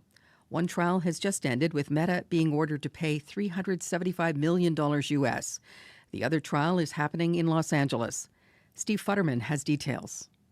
These 2 trials could shake up the social media world for years to come. All right, ladies and gentlemen, I was told that you reached a verdict. The first shoe dropped yesterday in Santa Fe, New Mexico, as the jury in that case said Meta, the parent company of Instagram and Facebook, failed to take the necessary steps to protect young users from sexual exploitation. On question 1, did Meta violate the Unfair Practices Act by engaging in an unfair or deceptive trade practice? The jury answers yes. One of the jurors said afterwards the companies, in this case Meta, need to do more. They do work really hard to try to stop these things from happening, but I think we all kind of agree there's a lot more they could be doing to try to protect children and teenagers that are on social media. Here in Los Angeles, the jury in the second high-profile case begins its 10th day of deliberations. The issue here is social media addiction. The 20-year-old woman who is the plaintiff says social media apps began grooming her before she was even a teenager. Her attorney is Mark Lanier. The root of ours is social media addiction, and that's very different than the sexploitation that's happening on the platforms. The lawsuits are different, yet similar enough that the social media giants fear these 2 cases could trigger many additional lawsuits that could keep companies like Meta and Google in the courtroom for years to come. Steve Futterman, CBC News, Los Angeles. The United Nations votes today on a controversial resolution. It calls on members to recognize transatlantic slavery as the gravest crime in the history of humankind. The resolution is proposed by Ghana. It also calls for reparations to be paid. The transatlantic slave trade operated from the 16th to the 19th century. More than 12 million people from Africa were forcibly transported to the Americas. The federal government is taking its energy superpower message to Texas. Officials are at a conference in Houston promoting Canada's renewed focus on growing the sector, especially now during a global energy crisis. Business reporter Kyle Bax has that story. On stage in Texas at CERAWeek, a global energy conference, the federal natural resources minister pitches Canada a stable, reliable source of energy and ready to grow: oil, natural gas, nuclear power, and critical minerals. Tim Hodgson says Canada is back. In an interview, he says there hasn't been this much interest in Canadian energy in years. We know that our allies desperately need our energy, and they desperately need our critical minerals. It's a matter of national security. For now, amid a global energy crisis, there's little Canada can do to boost exports. That would take many months, experts say, if not years. For those in the industry, they like the change in tone from Ottawa. I would say, in short, this government gets it. Still, the chief executive of TC Energy, Francois Poirier, says there's more to do. From an execution standpoint, I would say we're not quite there yet. For Kevin Crossard, a former Canadian oil drilling executive, he says industry wants to see more energy projects be built. It's amazing the number of times people ask me that they think Canada's hoarding its own oil because the world is screaming for it. But we do need to figure out a way to prove to the rest of the world that if we are a stable energy superpower, it's time to deliver. For now, Hodgson says he's speaking here in Texas with his American counterpart about exporting more natural gas to the U.S. to help power data centers and fuel LNG export terminals. Kyle Bax, CBC News, Houston. Air Canada CEO Michael Rousseau is now being summoned to Ottawa. The official Languages Committee wants him to explain why he spoke almost exclusively in English when offering condolences to the families of those killed or hurt in the collision at LaGuardia. The plane was flying between Montreal and New York City. In his 4-minute condolence video, Rousseau only spoke 2 words in French, bonjour and merci. New Brunswick's tourism department is rolling out an AI chatbot to help visitors make their plans, but the system is not perfect. As Sam Farley reports, the American-run AI guide is directing people to visit parks and sites that are closed. I invite everybody to try to have a discussion with Explora. New Brunswick Tourism Minister Isabelle Thériault is excited about her department's latest leap in technology. An artificial intelligence chatbot named Explora is the newest tool for tourism promotion.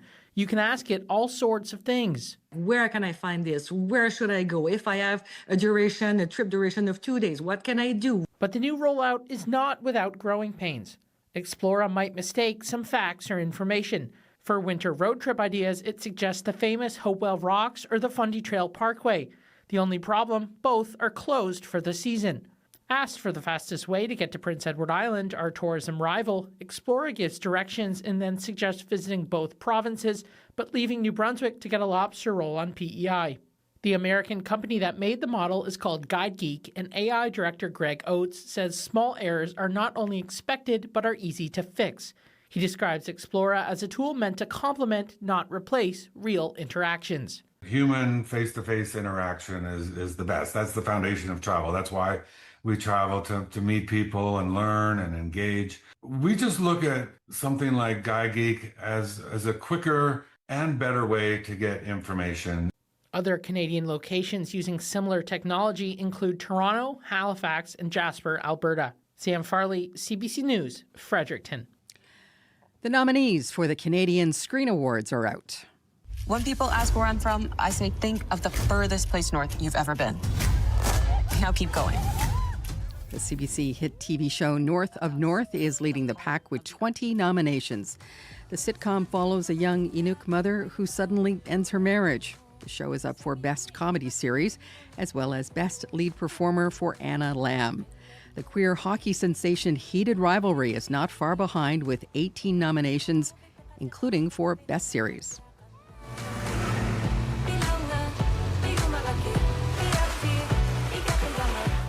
That is the latest national and international news from World Report. I'm Martina Fitzgerald. This is CBC News.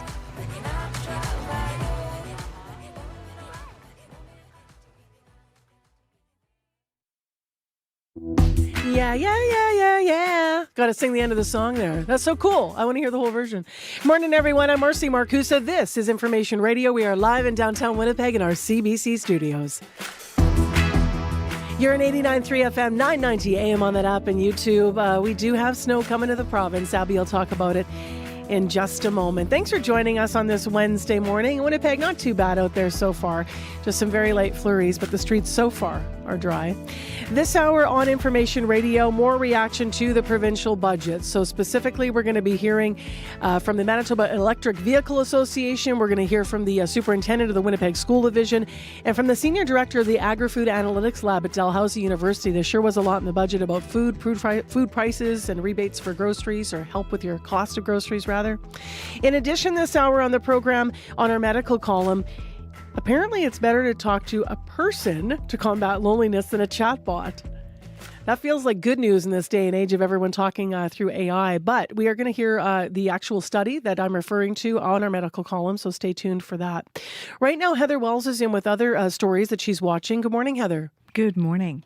Well, the head of the Manitoba Métis Federation wants an apology from Canada. This after CBC Indigenous uncovered a historic RCMP spy program. It was aimed at the Indigenous rights movement from the late 1960s to the early 80s. We'll hear more about that. And Winnipeg's mayor says he is disappointed in the provincial budget. Scott Gillingham says it makes no mention of the city's North End sewage treatment plant. Gillingham says that is a project that will create thousands of Manitoba jobs and use tons of Canadian steel. I'll be back with more Manitoba news at 7:30. Thank you, Heather. Thank you. All right, to Abby now with our forecast. Yeah, we're looking at a significant winter event today as a snowfall warning remains in effect for the Parkland region. We're looking at about 20 centimeters of accumulation coming that way. Well, up north, the community still continue to contend with these extreme cold and dangerous wind chills in the valleys of the -40s. But for Winnipeg right now, we are around -4 and we deep to -5 by the afternoon period. Thanks, Abby. Thank you. Corey Funk, how is it out there? Big issue on Henderson. Southbound Henderson closed entirely from Johnson to Hespeler this morning due to a fire. And so all those southbound lanes closed on Henderson. They are being rerouted on to Noble, says the Winnipeg Traffic Management Center. Northbound is also down to one lane only right now. So you'll probably just want to avoid that part of Henderson. If that is part of your commute this morning, find another way to get where you need to go. That southbound Henderson between Johnson and Hespeler closed this morning due to a fire. Also earlier, the lights at Sherbrooke and Broadway were out. They are back working again, but heading westbound, that turn from Broadway onto Sherbrooke, still blocked right now. It's the only issue left. But if you do see anything else going on, you can give me a call on the CBC commuter line. That number, 204-788-3093.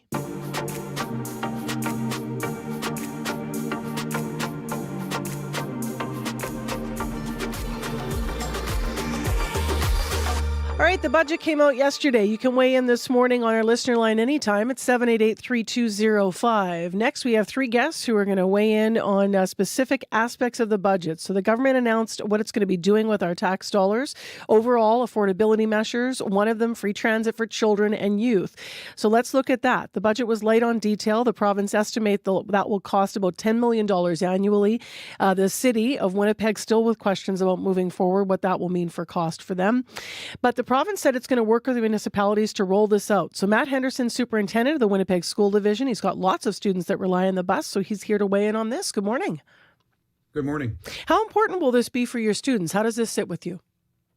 Oh, it's a game changer. If it does roll out in the way that the province has identified, then that means that more of our students will face fewer barriers when it comes to transportation, particularly around transit. You know, a monthly transit pass is about $90. And so if you're a family with more than, with 1, 2, 3 children, relying on transit to get to school, that can be an incredible barrier. We know that by speaking with students every single day, they're coming to our school offices asking for bus tokens. One ride is $2.30, which doesn't seem like a lot to some, but it is significant for others. So we see this as a huge equalizer. Every day, someone's coming for a bus token. In, 50% of the schools in Winnipeg Division? Like, I'm trying to get a sense of how common this is and at what age of students are most affected. Yeah, particularly with our senior year students, but also with middle years. If children are having to, drop off younger siblings and then catch a bus, or they're, some of our high schools are divisional programs, so Tech Voc, for instance, which means that students can travel there from all over the city to be able to attend those specific programs. But we are, our schools and the school division does subsidize transit for students to a significant extent. And we're happy to do that, but I think this particular, what happens there, Marcy, is that then you have to have a student come to the office or come to a guidance counselor and say, hey, can I have a bus token? Which is not a great situation. Can you sort of interject? Can you save that money now because the province is going to do this? Oh, sure. I mean, we're always looking at ways to maximize our resources. Do you know how much you spend on that? on subsidizing transit now? I'm just curious. Yeah, not offhand. I don't Okay. have the exact.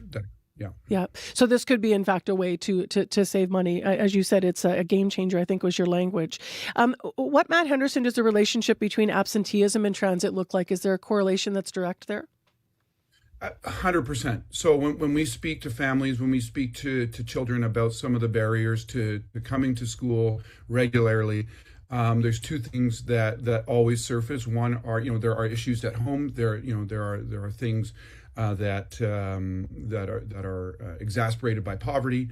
But the number one issue is transportation, especially for senior year students. And so if we can enable students to be able to just walk on a bus, get to school, then get to work, then take a relative to dialysis, or to take younger siblings to a particular program, then I think it's a win for all Winnipeggers and all Manitobans.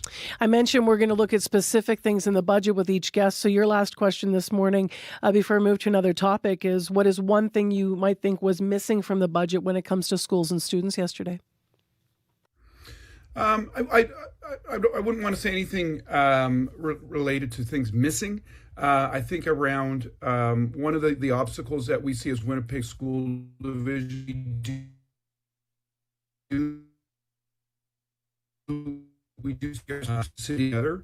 I think we need to be able to have a real conversation that everybody in the province has means to a decent life. One of those ways is through public education, but I think there are other ways if we want to start talking about basic income and really looking at mitigating the impact of poverty. Okay. I know we lost the first part of what you said there, but we caught the back. So one of the things that you wouldn't want to say things were missing, quote unquote, but you said you do have concerns about equity around students and would like to see a basic income. Is that correct? Well, I'm sorry about my internet connection here in Wolseley is intermittent, I suppose. But yeah, I think we have to have a real conversation about how are we supporting that gap between or mitigating that gap between those who have and those who don't. Thank you very much for your time. Appreciate it. Thank you. That's Matt Henderson, live, our first guest on the budget, superintendent of the Winnipeg School Division. We will hear from, by the way, teens who are going to benefit directly from what was in the budget around transit fares being covered in the next half hour. Next, though, let's talk about the rebate program for people buying electric vehicles. That's going to continue.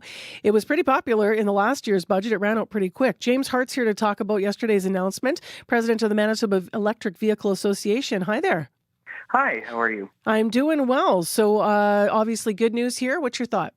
It's fantastic news, especially kind of going on top of the federal incentives, especially with the climbing gas prices. Unfortunately, it's looking like a great time to buy.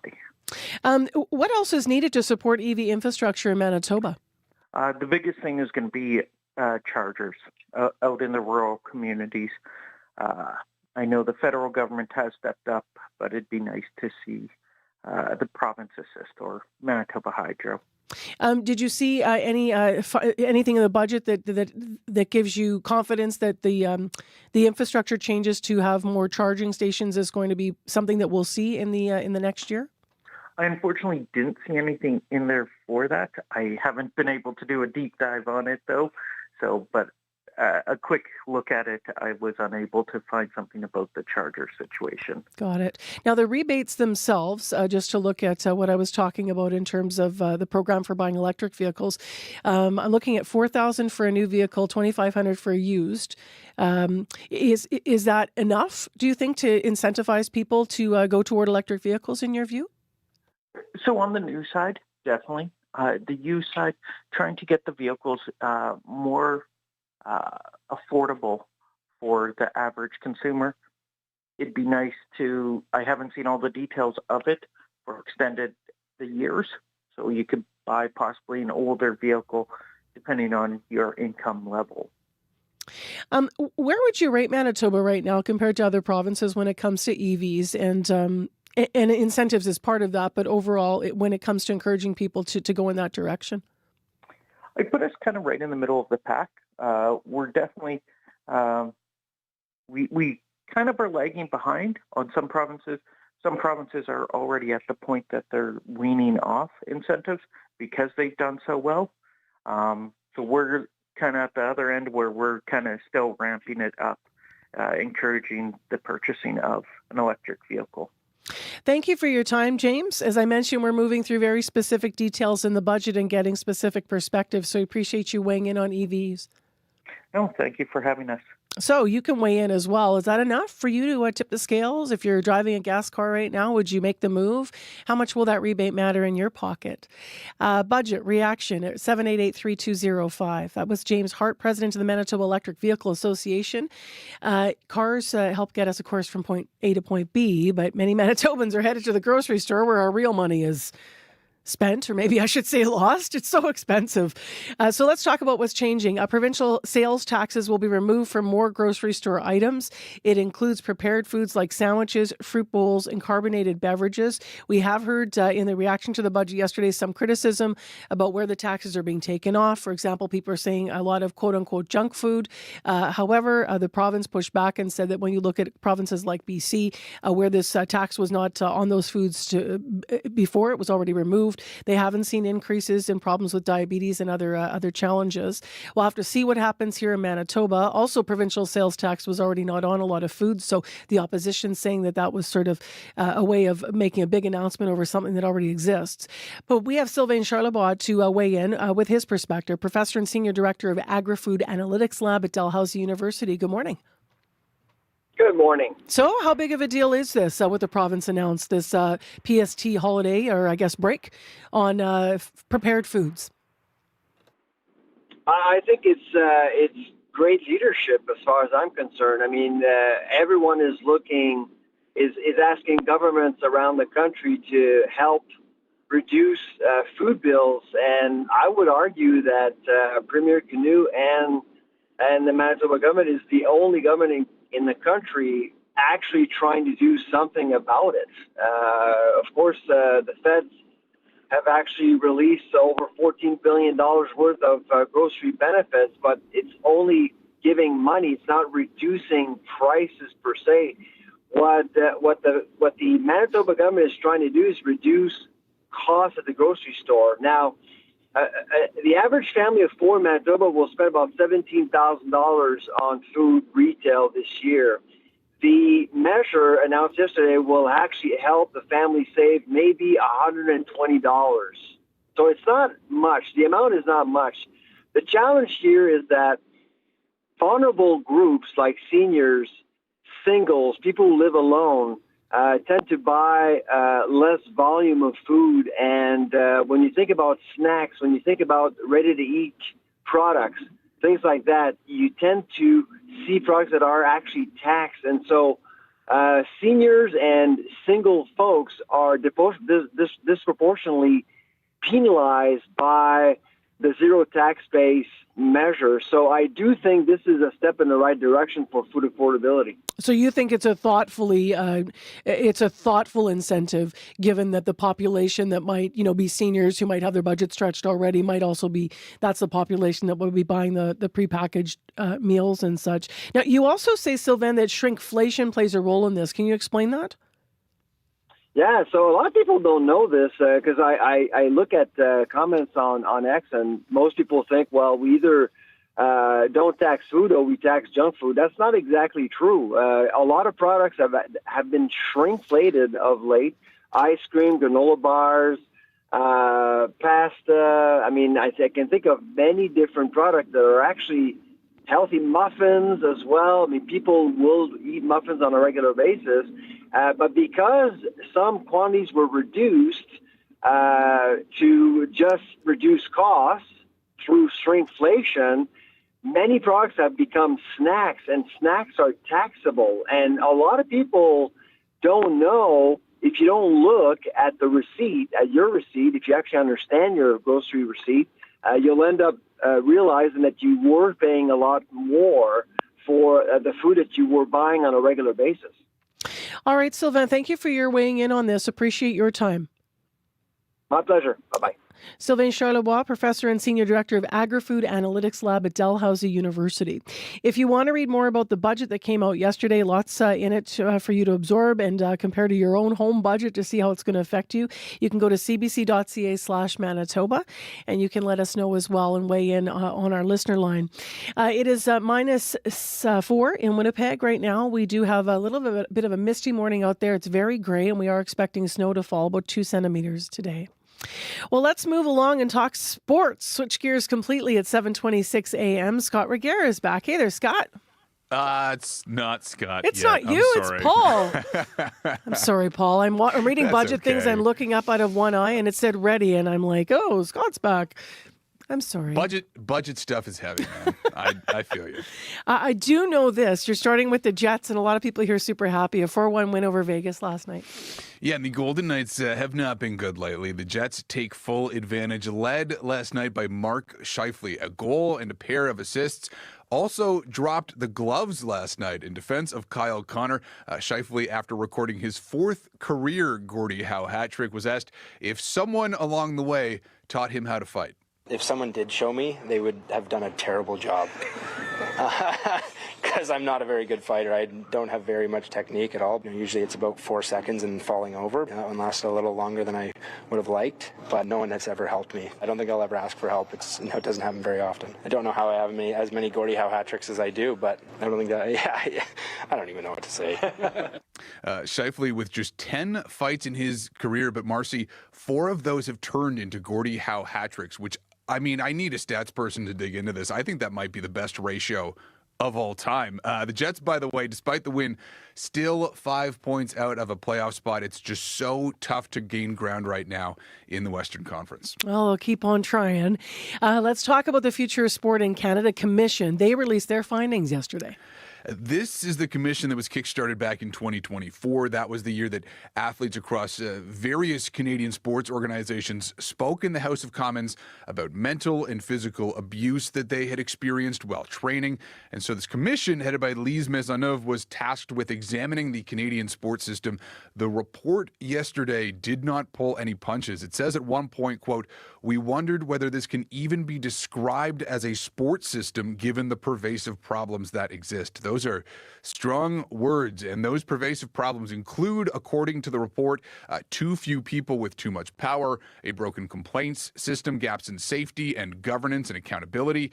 Also, says Maisonneuve, a lack of funding. Why it has not been dealt with before, one wonders. However, the chronic lack of funding makes it very difficult for the proper systems to be in place because there is not enough funds to go around to do all of that. As a result, it creates also a culture of silencing. People will not speak by fear of losing the very meager funding that they have. This report included 100 calls to action, the biggest of which is a call for a new Crown Corporation to oversee the strategy and funding around physical activity. Interesting. Let's end with soccer. Canadian men getting ready for a game against Iceland Saturday. And the World Cup is finally starting to feel close. The weather is sort of warming up. Organizers in Toronto have announced that the World Cup stadium upgrades are complete.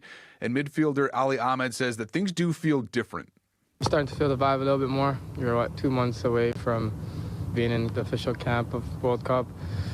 So I think everyone's just probably a little more conscious of how close we are. And everything we do now is massive for the preparation. So I think we're calm, though. I don't want to say a big vibe change, but we're a little more excited for sure that's near. Yeah, it's getting close. Iceland on Saturday and then Tunisia on Tuesday. All right. Thanks, Paul. Thanks, Marcy. Paul McGowan with Morning Sports. We do want to mention something quickly, and it may be reiterated in the news for how of the the reasons behind it. But traffic-wise, southbound Henderson is closed between Johnson and Hespeler. Coming up, if you want to win all 5 books in Canada Reads from CBC, signed by the authors. Sounds good, right? We'll tell you how you can win. We are starting a contest today, right after your CBC News from Manitoba. This is CBC News.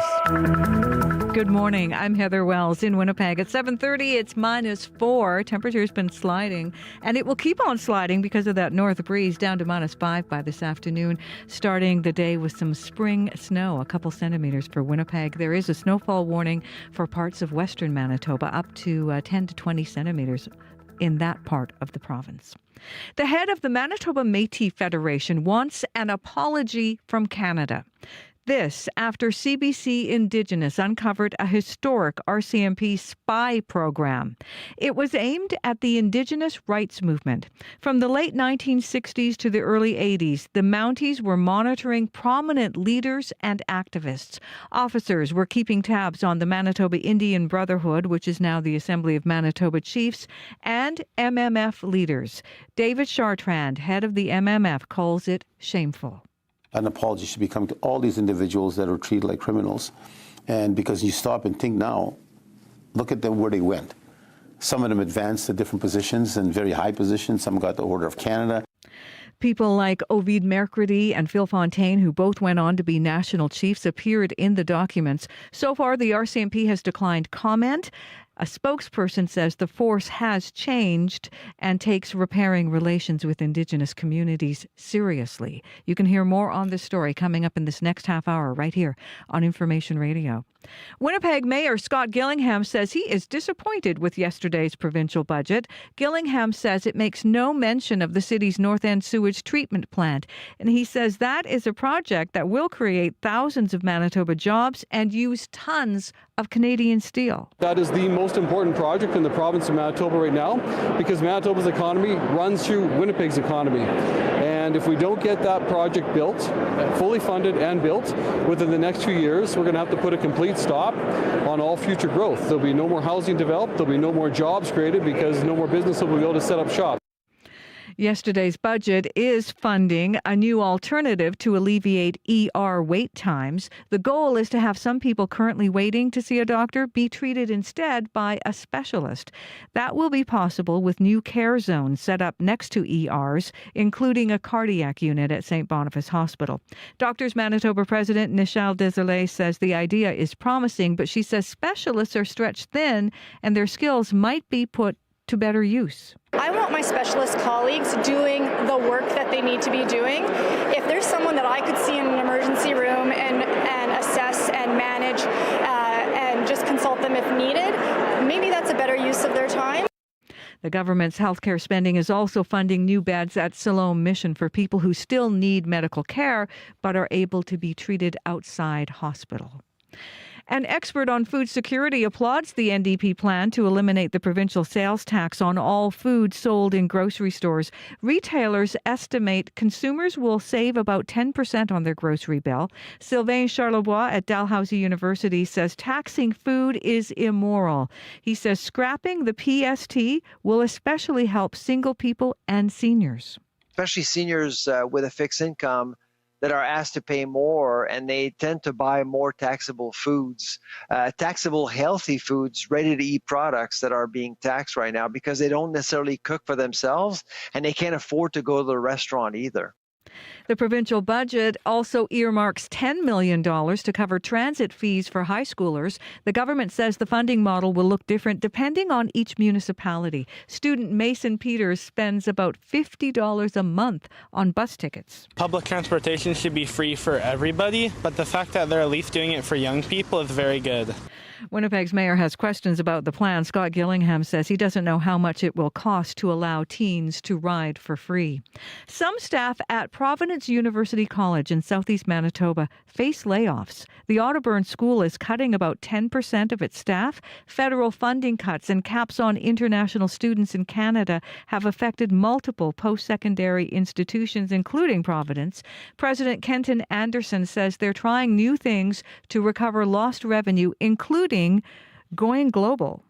If we can't bring the students here, we'll go to them. And so we are establishing this global program that will begin this fall in the Philippines. And we trust there'll be several other places we'll go in due course. Providence will also phase out some programs, but students will be able to complete their current programs. Well, it was a much-needed home win. Saucer pass! Perfetti scores! Cole Perfetti in the second period on TSN as the Jets outplay the Vegas Golden Knights 4-1 the final. Head coach Scott Arniel says after that first period, his team took over the game. It's hard to explain why and how, but we just got up on our toes and got going, and then all of a sudden, it tilted, and we had all the momentum going our way. The Jets now get set to host the Avalanche tomorrow night, and Winnipeg stays 5 points back of Nashville for that final wild card spot in the West. You can find the latest news updated throughout your day. Just head to cbc.ca/Manitoba. All right. Thank you, Heather. Thank you. Okay. Regional forecast time. We are waiting for the snow, Abby. Well, Marcy, it's a day of contrast. We're anticipating a snowy, messy, and greasy commute for the southern part of the province and a dangerous cold, clear, and frozen landscape for the northern part of the province. In Winnipeg right now, we're hovering around -4. Temperature falls to -5. Most of the regions down south will be seeing about 2 to 4 centimeters of snow. But up north, we're looking at the Parkland region, the Dog Mountain area, parts of western Manitoba. We're seeing anticipation of about 15 centimeters or more of snow. While up north, it's still dangerously cold with wind chill in the valleys of -41. All right. Thanks, Abby. Thank you. Corey, starting with an update on your morning commute this Wednesday. Yeah, just a couple minutes ago, the city updated that Henderson is now open between Johnson and Hespeler. Was closed earlier because of a fire. All lanes are open going northbound and southbound now on Henderson in that area. Also now confirming that Broadway and Sherbrooke also now the lights are working for sure once again. And you are able to get through there smoothly. If you do see anything else still going on, you can give me a call on the CBC commuter line. Might be a little bit slippery out there, says Chris Adams, who drove down to downtown from Transcona area. Thanks for that update. But if you do see anything else going on out there, you can give me a call, 204-788-3093. Thanks, Corey. No problem. You're listening to CBC 89.3 FM, 990 AM on the app and on YouTube. I'm Marcy Marcusa. Well, listen up, book lovers. We're heading into spring break. Maybe you're thinking about curling up with a good book or maybe taking some time off, dreaming with these warmer temperatures that it's going to be you in the sunshine out in the backyard with a good book. Well, we have 5 of them that you could win. And they're not just any books. These are the finalists in CBC Canada Reads. We have all 5 of these books autographed by the authors, a full set from this year's Canada Reads shortlist. And that is a prize in a contest I'm about to tell you about. So the books are A Minor Chorus by Billy Ray Belcourt, Searching for Terry Punch-Out by Tyler Hellard, The Cure for Drowning by Logan Paylor, Foe by Ian Reid, and It's Different This Time by Josh Richard. Wow. All 5 books. So we thought, how do we make sure that book lovers get a chance at this? Here's our contest. We want you to call us or email us and read a couple of lines of your favorite book. So find your favorite book. Maybe it's on the nightstand right now. Maybe you're just getting ready to crack it. Maybe it's something that's battered and written in and all dog-eared and sitting on your shelf. Pull it down, call the listener line, and read us a couple of your favorite lines. So the listener line is 204-788-3205. Or you can email those lines if you may be a little shy, more of a reader than a talker. You can email the lines to win@cbc.ca. So we'll stick with the win line. So win@cbc.ca, the win email. So win@cbc.ca or 788-3205 with a couple of lines from your favorite book. We are going to be sharing those entries throughout the next couple of days, and then we will have a winner announced next Wednesday, which is April the 1st. You have until March 31st at noon to enter the contest, and the Canada Reads debates will start happening here on the radio as we whittled 5 down to 1 from April 13th to 16th. 21 minutes to 8 o'clock now, and it is time for our medical call. This is a regular feature on our program.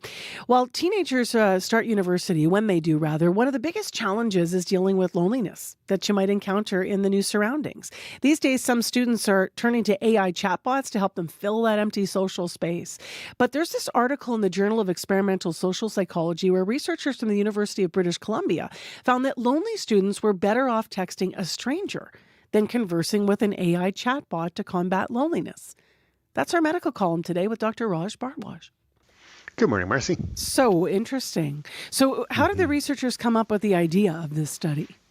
Yeah, so they mentioned that they saw a paper where there was a study of chatbot users. 73% reported that their chatbot was a meaningful source of connection in their lives. And, I've seen that too. I was talking to a young person. We were talking about, Googling your symptoms and stuff. And I said, your doctor gets to know you better than Google. And that's one reason that doctors can come up with better diagnoses and more accurate diagnoses. And the patient sort of interrupted me. And she's like, yeah. That's why I don't Google anymore. My chat knows everything about me. And I was like, whoa, okay.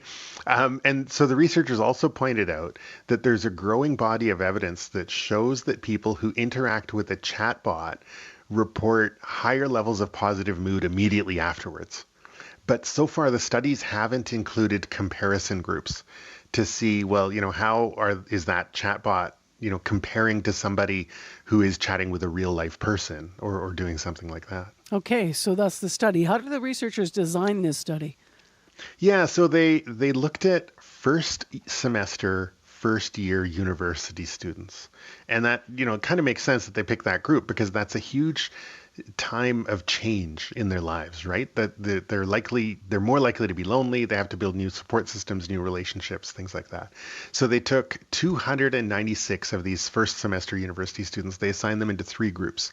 One group was assigned a human partner, another person in the study, and they were told to text each other a meaningful message, not just a greeting, daily for 14 days. Second group had to do the same thing, but with a chatbot. And the chatbot they named Sam. It was designed to offer consistent support, and it was personalized, so it would remember what you had chatted about, and it could sort of have these ongoing conversations. The chatbot was given specific instructions. They said, "You are not a human peer, but serve as a friendly, positive, and supportive AI friend to help the student navigate their new college experience." And then the third group was assigned to do some journaling. So they had to write a one-sentence summary of their day each day for 14 days in a private digital chat alone.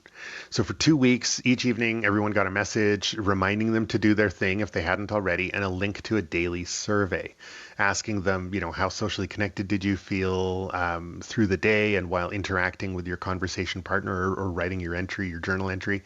And then before and after the 2 weeks, they surveyed the students about their loneliness and their mood and how connected they felt and things like that. And so how did the students in the different groups do then? So first of all, in terms of the engagement, the students ended up sending about 8 and 10 messages per day in both the human and the AI chat groups. So the amount of engagement was about the same. The researchers looked at the kinds of conversations that were going on, and they found that students displayed more empathy when they were chatting with a human, which kind of makes sense. But that the chatbot actually showed the highest levels of empathy overall. And there was no difference in how connected people felt during the actual 2 weeks while they were messaging, either with a human or the AI. But the students who texted with other humans reported about 10% lower levels of loneliness after the study, compared to people who journaled or chatted with the AI. Those were about 2% less lonely. And the other thing, 37% of the humans ended up sharing contact information with each other so they could stay in touch after the study. So you could say they made a new friend. And after the study was done, they were actually asked, hey, did you keep doing what you were doing during the study? About 3% kept journaling, about 14% of them kept chatting with their AI buddy, but about 33% of them kept chatting with their human friend. Well, what sense are you making of the results? Yeah, so a couple of things. This is still a pretty short-term study, but it gives some evidence that texting daily with a human, even a random human peer that you're assigned to, like in this study, seems to be more effective at dealing with loneliness than chatting with a bot, with an AI bot, even one who's been trained to be supportive for the specific person it's interacting with. So as a human, that warms my little flesh and blood heart, right? And I was thinking about this. I mean, if you think back to the early days of the pandemic, right? Schools and universities pivoted to online classes, and kids were really isolated. They were really lonely. But the one good thing I think that online classes did is that they provided the kids a chance to chat online with other people in the same situation. And I think a lot of people found that really helpful, sometimes because they didn't know the other person in the real world, right? They could be more open, more honest, still offer each other a lot of empathy because they were going through the same experiences, right? And that's the thing. I mean, humans go through experiences. AI chatbots don't. There's some early evidence from another paper that this same research group published. They surveyed over 2,000 people quarterly for over a year, and they found that higher chatbot use was associated with more loneliness after a year, not less. And so they compared chatbot use to social junk food.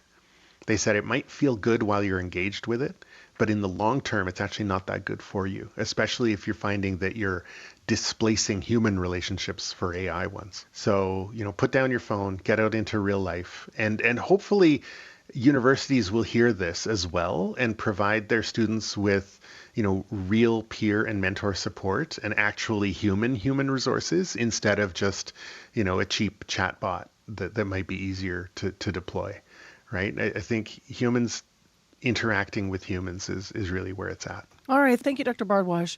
My pleasure.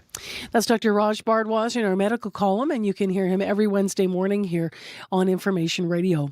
Time right now is 7:46 a.m., and maybe you're waiting for the bus this morning under a gray sky out there. Maybe you're waiting for the snow if you're in Westman, especially for portions of western Manitoba. There's a yellow snowfall warning, and this is for Dauphin, Riding Mountains, Swan River, and we're talking 15 to 20 centimeters of snow. So we'll see what continues to develop. Already light snow falling in Brandon. It's -10 right now. In Winnipeg, we're sitting at -4. Temperature is going to be right around there for -5 actually for the day. And we're going to get probably about 2 centimeters of snow in this system. Well, if you are waiting for the bus, that bus may be about to be free, depending on how old you are. The province in the budget yesterday saying they want to make it easier for younger people to take transit. Funding will be put aside to cover the cost of transit for high school students. The plan will cost, according to the province, $10 million per year. Now, right now, transit fares for ages 17 and under sit at $2.95 for a single cash fare. CBC's Gavin Axelrod talked to some Winnipeg students outside Grand Park High School for some reaction yesterday. Yeah, so just tell me, what do you think about the idea that the provincial government's going to make bus passes free for young people? Well, I think that public transportation should be free for everybody, but the fact that they're at least doing it for young people is very good. Do you ride the bus a lot? Yes, I do. So when you ride the bus, do you think it'll help you save some money if you don't have to pay for it anymore? Yes, because I bus quite often. How much do you usually pay when you ride the bus? I use tickets, which are $20 for 10. But normally it's like $50 per month. I think it would be awesome, and I feel like it would encourage students to go further, especially in the summer, because kids usually stay at home, and it would probably encourage them to go further. So do you take the bus often? Yes, almost every day after school. So what do you think about the idea of if you had a free youth pass and you didn't have to pay for it, how much would that help you out? I feel like a lot, because especially if you because you always have to refill your card and stuff, which is annoying. And I feel like it would mean a lot, yeah. So, if the bus was free, do you think you would take it more? Yeah, I will probably take more the bus because normally people don't use the bus because they can't afford it. So, yeah, I think it will be better for people. How do you usually get to school? I walk because my house is not actually that far, but it will make it easier if I take the bus. When you hear that the government's going to make the bus passes free for young people, what do you think of that idea? I think it's kind of genius because people mostly don't have the time, or they are kind of late because they don't have transport and stuff. Do you think it would make young people like yourself think about taking the bus more if they could just hop on and show a youth pass and not have to pay? Yes, it will be so much better because sometimes the families don't can't afford stuff like that. So that's the CBC's Gavin Axelrod speaking with some high school students in Winnipeg about what was announced in the budget and the transit fare that's going to be coming to cover the costs. We did hear from the Winnipeg School Division Superintendent earlier this hour saying he saw this as a, quote, game changer. So we'll talk more about this and other budget details later, throughout the day. But also later on the show, after 8 o'clock on the program, we'll get reaction from the president of the Manitoba Heavy Construction Association. He says there were some things in the budget he was really pleased to see, and other things that were woefully underfunded. So he's going to walk us through those numbers. He's also, by the way, going to weigh in on yesterday's interview about pothole fixing in the city of Winnipeg and how he hopes we can do better things with our road maintenance. 10 to 8 right now. Let's move to a story that you might have heard part of in the news this morning. And what a story. Newly declassified RCMP intelligence files are shedding some light now on how RCMP secretly monitored Indigenous rights movements in the 1960s to the 80s. The Mounties, between the late 60s and 80s, had Indigenous groups, leaders, and activists under surveillance. The CBC's Josh Crabb has been looking through the documents, which were obtained through access to information requests by CBC Indigenous, and then he's been speaking with Manitobans whose names showed up in the intelligence documents. Good morning. Good morning. So this is a story our colleagues at CBC Indigenous broke Tuesday after obtaining thousands of these files, as I mentioned, through access to information requests. What do we know about what was happening in Manitoba, at this time? Yeah, it's really interesting, Marcy. The roughly 6,000 pages of documents revealed the RCMP security service, their spy service, was keeping tabs on Indigenous organizations and leaders. We analyzed one section of roughly 250 pages that focused on the Manitoba Métis Federation and Manitoba Indian Brotherhood, which is now the Assembly of Manitoba Chiefs. It was all part of what was called the, quote, Native Extremism Program. The names of two future national chiefs from Manitoba, Ovid Mercredi and Phil Fontaine, appeared in the documents. Cree lawyer Kenneth Young's name was mentioned in the documents after he warned of possible violence over a pipeline proposal in the territories in the mid-1970s. He says he's not all that surprised to hear the police were watching, reading, and listening. I wasn't aware that there was such a section in the RCMP unit, but I do know that certain people were being watched by authorities. What do the documents say about why the RCMP was doing this? Marcy, the documents revealed the RCMP was gripped by fear over the possibility of violence. They show the security service was worried about outside influences on Indigenous people from radicals and communists. It came amid resistance to the Liberal government's white paper plan at the time to assimilate Indigenous people into mainstream society. Police were encouraged by the government at the time to take a more aggressive approach following the October crisis of 1970. But the RCMP's own documents also outline how Indigenous leaders were just concerned about issues like land claims, Indigenous rights, unemployment, and education, and that they were pursuing these matters through, quote, lawful channels, making, quote, extremism unlikely during the foreseeable future.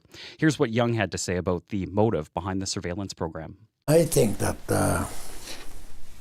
what was going on at that time was an overreaction by Canada, in my opinion. Police were also tracking marches and protests. They collected news clippings, used paid informants and wiretaps. This was happening right across the country, but there are many Manitoba connections in these intelligence files. Yeah, you mentioned a few names specifically with connections here. Who else appeared in the files? Eric Robinson, who went on to become a Manitoba cabinet minister and deputy premier, and Dave Courchaine, the founder and the first president of the Manitoba Indian Brotherhood, who the security service in 1972 said could cause embarrassment but wasn't considered violent or dangerous. Another person mentioned was Verna Kirkness, an education director with the National Indian Brotherhood, which evolved into the Assembly of First Nations, and Reverend Adam Cuthand, the first president of the MMF. Current Manitoba Métis Federation President David Chartrand called the spy program shameful and says Canada should apologize. It's quite discouraging, really, from a standpoint to a country you believe in so much. And you believe that the country's there to help you, the country's there to protect you, the country's there to listen to you. And that's what Canada's supposed to be doing. So, but in fact, studying us, investigating us, paying people to betray us, our own friends in our own rooms. I've seen some of the reports that have come down where they are hiring people that were associated. What's the response from the RCMP about all of this? The RCMP has so far declined to comment on the historic operations. A spokesperson said in an interview that the Mounties have changed and they take repairing relations with Indigenous communities seriously. Faye Jashin's uncle, George Monroe, who recently died, was also mentioned in these documents. Monroe was a Winnipeg City Councillor and an Indigenous leader who previously served as executive director of the Mumaway Centre here in Winnipeg, which helps support families. Police were monitoring as he took part in a protest at the Legislative Building in 1972 and met with former Premier Ed Schreier. Jashin was surprised to learn her uncle was mentioned in the documents. She suspects he'd be proud. He was a humble man. He didn't brag about all of his accomplishments. I think he would, knowing that, someone thought he was obviously pushing buttons. I think he would get a kick out of that, thinking someone was so concerned because he wanted to make a better life for his people. Monroe's family say about what we might learn from this. For Faye Jashin, it reinforces what she knew about her Uncle George's activism and gives her more appreciation for the resistance he and other earlier Indigenous leaders put up to stand up for Indigenous rights. As for Ken Young, he says not much has changed in Canada. While he understands the RCMP at the time was monitoring for potential violence, he says the surveillance detailed in these documents went far beyond that. What the RCMP should have done was investigate Canada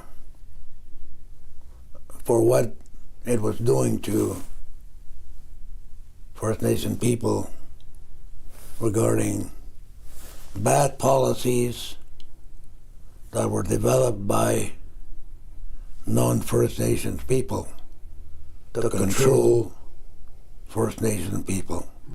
And I have to mention, Marcy, none of this reporting would have been possible without the efforts of our colleague Brett Forrester and the team at CBC Indigenous, who have been working on this years-long investigation.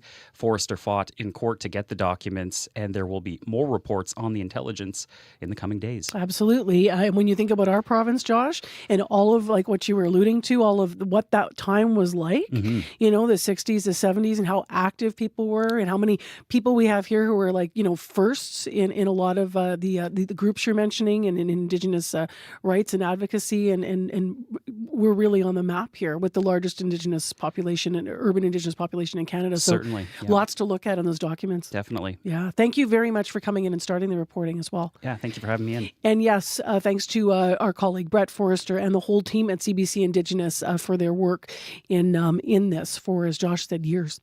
Josh Crabb is a reporter with CBC Manitoba. You can read more on the story at cbc.ca/Manitoba, and you can check that out. We will have a traffic report from Corey coming up. I do want to mention before Josh leaves, he'll be embarrassed, but Josh has been nominated for a Canadian Screen Award for Best Local Reporter. And congratulations, it's well-deserved. Thank you, Marcy. Yeah, I appreciate it. I love having you in here to say that. It is 3 minutes to 8 o'clock. Now, coming up after 8, we have more reporting on the budget. So we're going to talk about what some more reaction is from Chris Lawrence, who's the Manitoba Heavy Construction Association and chair of Safe Roads Committee. And speaking of that, we're also going to talk to Chris about an interview we had yesterday about potholes, how they're fixing them in the city. What do we do? How do we get around this, in a better way so it's not such a problem for drivers and for the roads every season?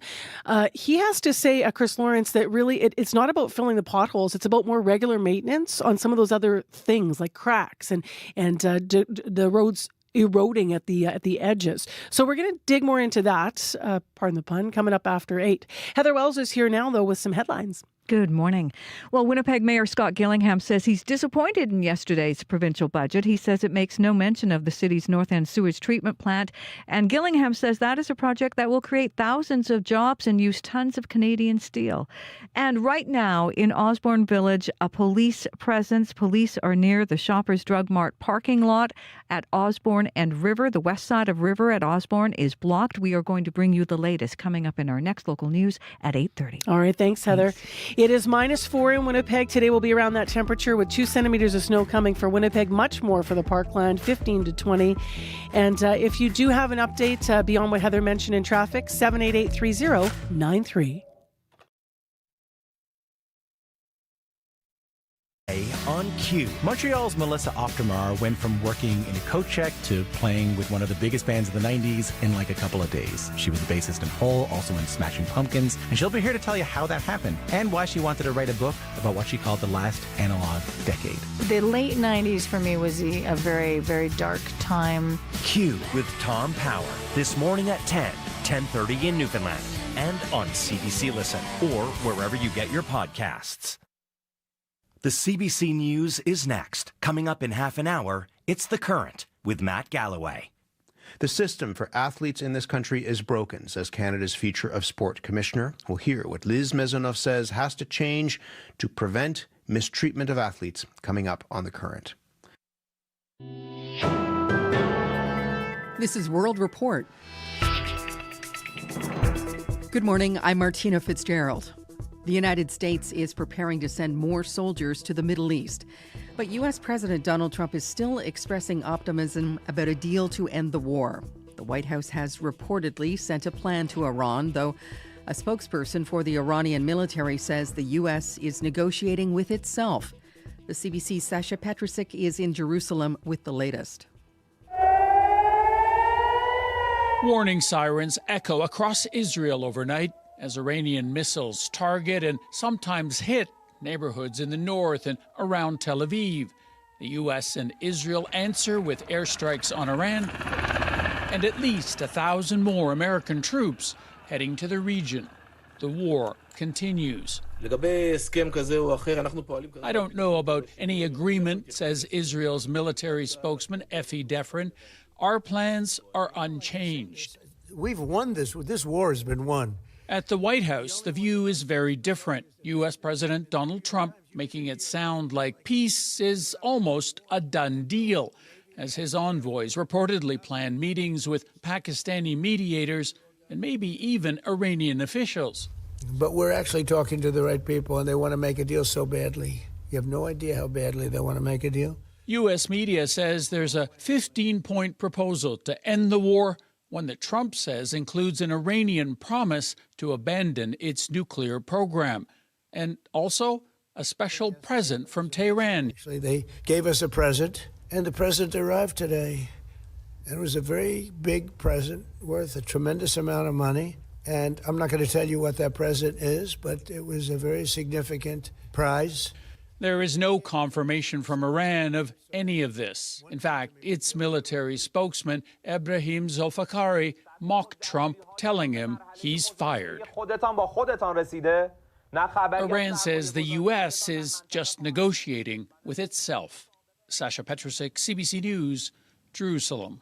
Senate Republicans are trying to push forth a bill that could bring an end to delays at airport security across the U.S. It would fund the entire Transportation Security Administration while defunding parts of immigration and customs enforcement. The CBC's Willie Lowry joins me from our Washington bureau. Willie, what exactly are the Republicans presenting? Martina, Republican senators have sent Democrats a proposal that would fund all of the Department of Homeland Security except for some parts of immigration and customs enforcement. Roughly 5 weeks into the partial government shutdown and spurred by long lines at several airports across the country, Republicans and Democrats are really ramping up negotiations. But Democrats say the proposal doesn't go far enough. They want to ensure that ICE agents are not allowed to wear masks while patrolling and that they seek judicial warrants before entering homes and businesses. All of this coming as President Donald Trump dispatches ICE agents to airports to help with TSA staffing shortages and those long lines. Willie, this bill is getting a rather cool reception, it seems. So what will happen next? Many Democrats have already said they won't vote for the bill. Here's Senator Cory Booker. I won't vote for another dollar of an agency that's so reckless, so out of control. So you're so a no? I'm a hard no from everything I've heard so far. Obviously, I'm going to evaluate a deal if it comes before me. But the parameters of the negotiation, what they've already thrown out, to me makes it really unacceptable. But it's not just Democrats. President Trump has yet to endorse it either. Well, I'm going to look at it, and we're going to take a good hard look at it. I want to support Republicans, and, you know, sometimes it's awfully hard to get. Democrats are expected to offer a counter-proposal. Any legislation will require 60 votes to pass and a sign-off from the president. The CBC's Willie Lowry in Washington. Thank you, Willie. My pleasure. The RCMP are investigating allegations of corruption at Calgary City Hall. Details have not been released, but officers have searched a number of properties, including the homes of former Mayor Jyoti Gondek and a former councillor. Andre Chabot is a sitting councillor whose home was also searched. I have no idea what the investigation's about. I do know that I was asked to provide my devices for them to look at to gather evidence. That's about as much as I know. I'm fully cooperating with the police. The investigation was launched after Calgary police received a complaint last October. The timing coincides with Calgary's last municipal election. Elections Canada says voters will have to write in the name of their preferred candidate in the coming by-election in Terrebonne. The Quebec riding has been the target of a group called the Longest Ballot Committee. It's run dozens of candidates in high-profile races to object to Canada's first-past-the-post system, but many MPs are fed up with these long ballot protests. And as Darren Major reports, a House committee is urging the government to change election rules. The Longest Ballot Committee constitutes a coordinated effort to undermine our elections, undermine confidence of a democratic process, and sow confusion amongst voters. MPs, including Conservative Michael Cooper, say it's time the government take action against the Longest Ballot Committee. Elections Canada has had to make a number of adjustments to accommodate massive lists of protest candidates in recent years. The federal electoral body has printed meter-long ballots that have caused delays in counting. More recently, voters were asked to write in the name of their preferred candidate rather than choose from a list of more than 200 people.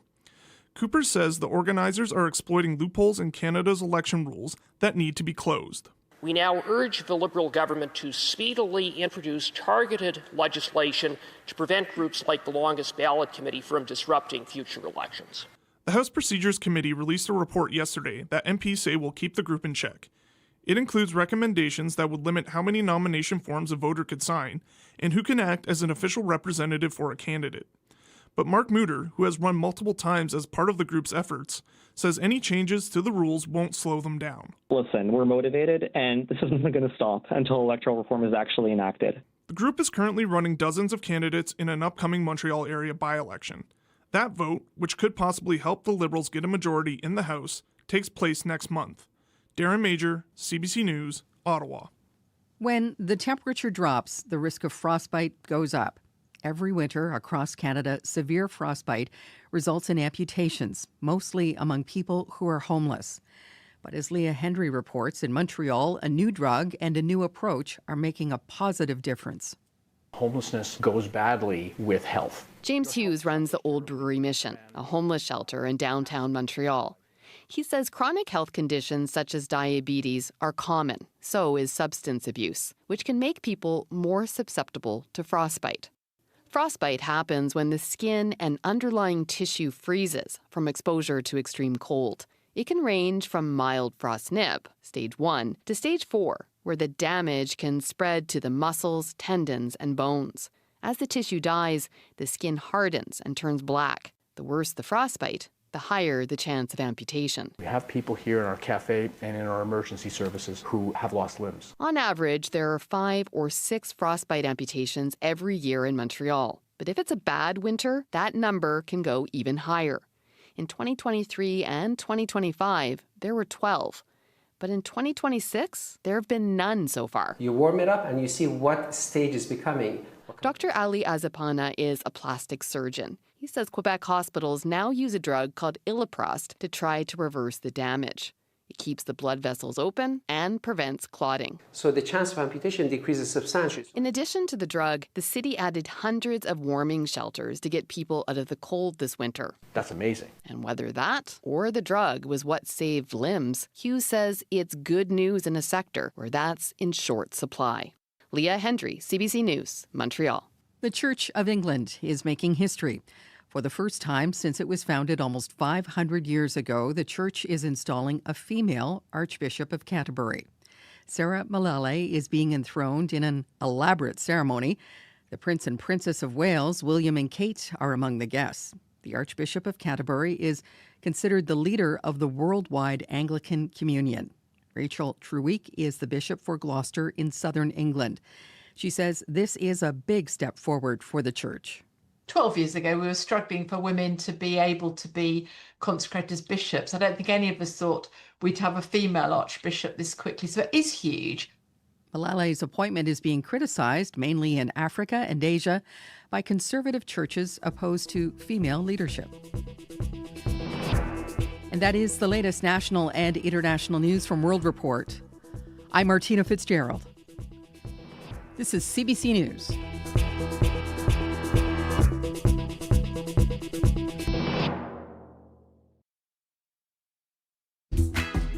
Good morning, everyone. We do have that snow coming to Manitoba. I wish I could tell you the system in the forecast had changed, but it has not. So we'll update you on that regional forecast in just a moment. I'm Marcy Marcusa. You are with CBC 89.3 FM, 990 AM on that app and YouTube. A gray sky out there on your Wednesday morning in Winnipeg. This half hour on the show, what should the city be doing to address the pothole problem? We're going to hear from the head of the heavy construction industry, who's going to tell us more about his thoughts on how the roads could be better maintained. Also, he said there were some wins in yesterday's budget when it comes to roads and road maintenance, but there were also some areas that are woefully underfunded in his view. So what were those? We'll hear. Plus, last night it was all smiles as some local people received awards for their work in social justice in our community. It's so needed in the world and it's needed in Winnipeg. We are going to talk to one of the award recipients who is 17 years old about the work that she has been doing. So stay tuned.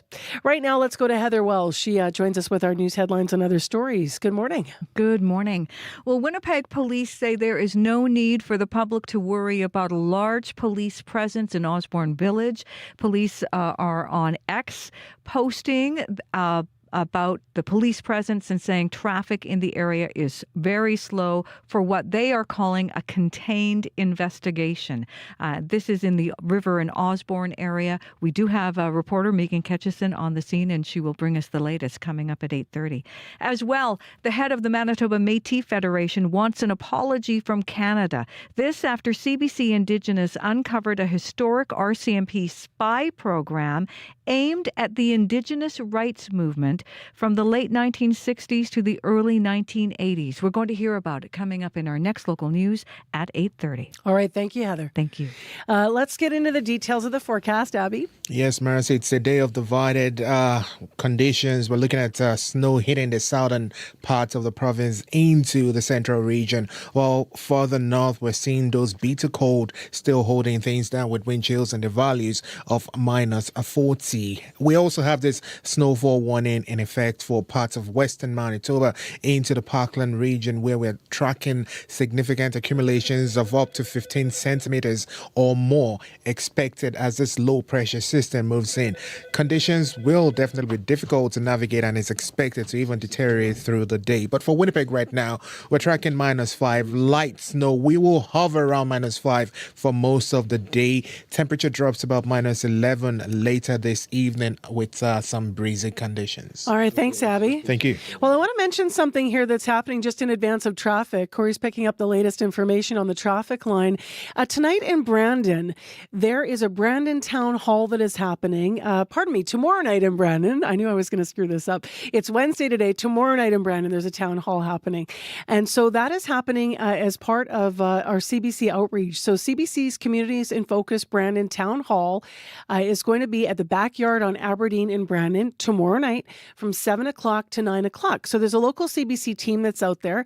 And really, it's a very simple town hall. The subject is, what should your public broadcaster, we here at CBC, what should we be sharing about Brandon? We'd love to hear what you need from your public broadcaster and what you're not getting from CBC. And so that's the focus of the town hall. We do have our executive producers in Brandon that are going to be part of that town hall and listening to you tomorrow night. So we really hope if you're listening this morning from Brandon that you can make a date. It's free to go, of course, but you do have to register. So please check out cbc.ca, Manitoba Brandon Town Hall. You'll find it on Eventbrite, and there are links as well. So you can go to our website under the community section at cbc.ca/Manitoba. So that's a town hall tomorrow night in Brandon. Corey and I hit the road to do some live shows in Brandon, by the way, next Wednesday and Thursday. Well, Corey has been off the phone talking about the roads. Yes, so Tim actually just called with an update on what he was seeing at Osborne there. He said he was able to actually sail through Osborne, the village there, but he said it's Roslyn at Osborne that's blocked right now. So if you're trying to get down Roslyn, that's going to be a problem for you right now. But obviously that's a fluid situation, sounds like, with the police presence there. But right now he said he was able to sail through Osborne. Also, just got an update from a colleague who just came in who said there was an issue before at Sherbrooke and Broadway. Those lights were flashing red because of a collision knocked down the light center. Their lights are back up, but Broadway, both ways, you just lose your curb lane. So just heads up there. Might still be slow going there as people kind of bottleneck into there. If you do see anything else going on, you can give me a call, 204-788-3093.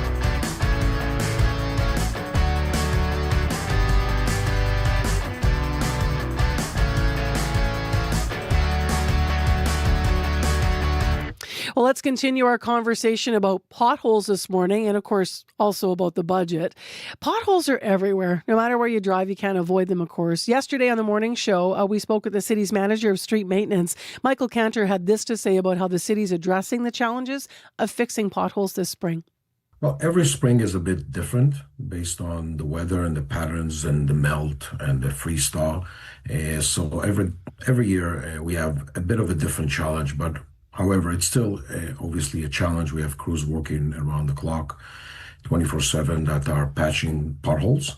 It is a short-term repair, unfortunately, because we just don't have access to hard asphalt at this time of the year.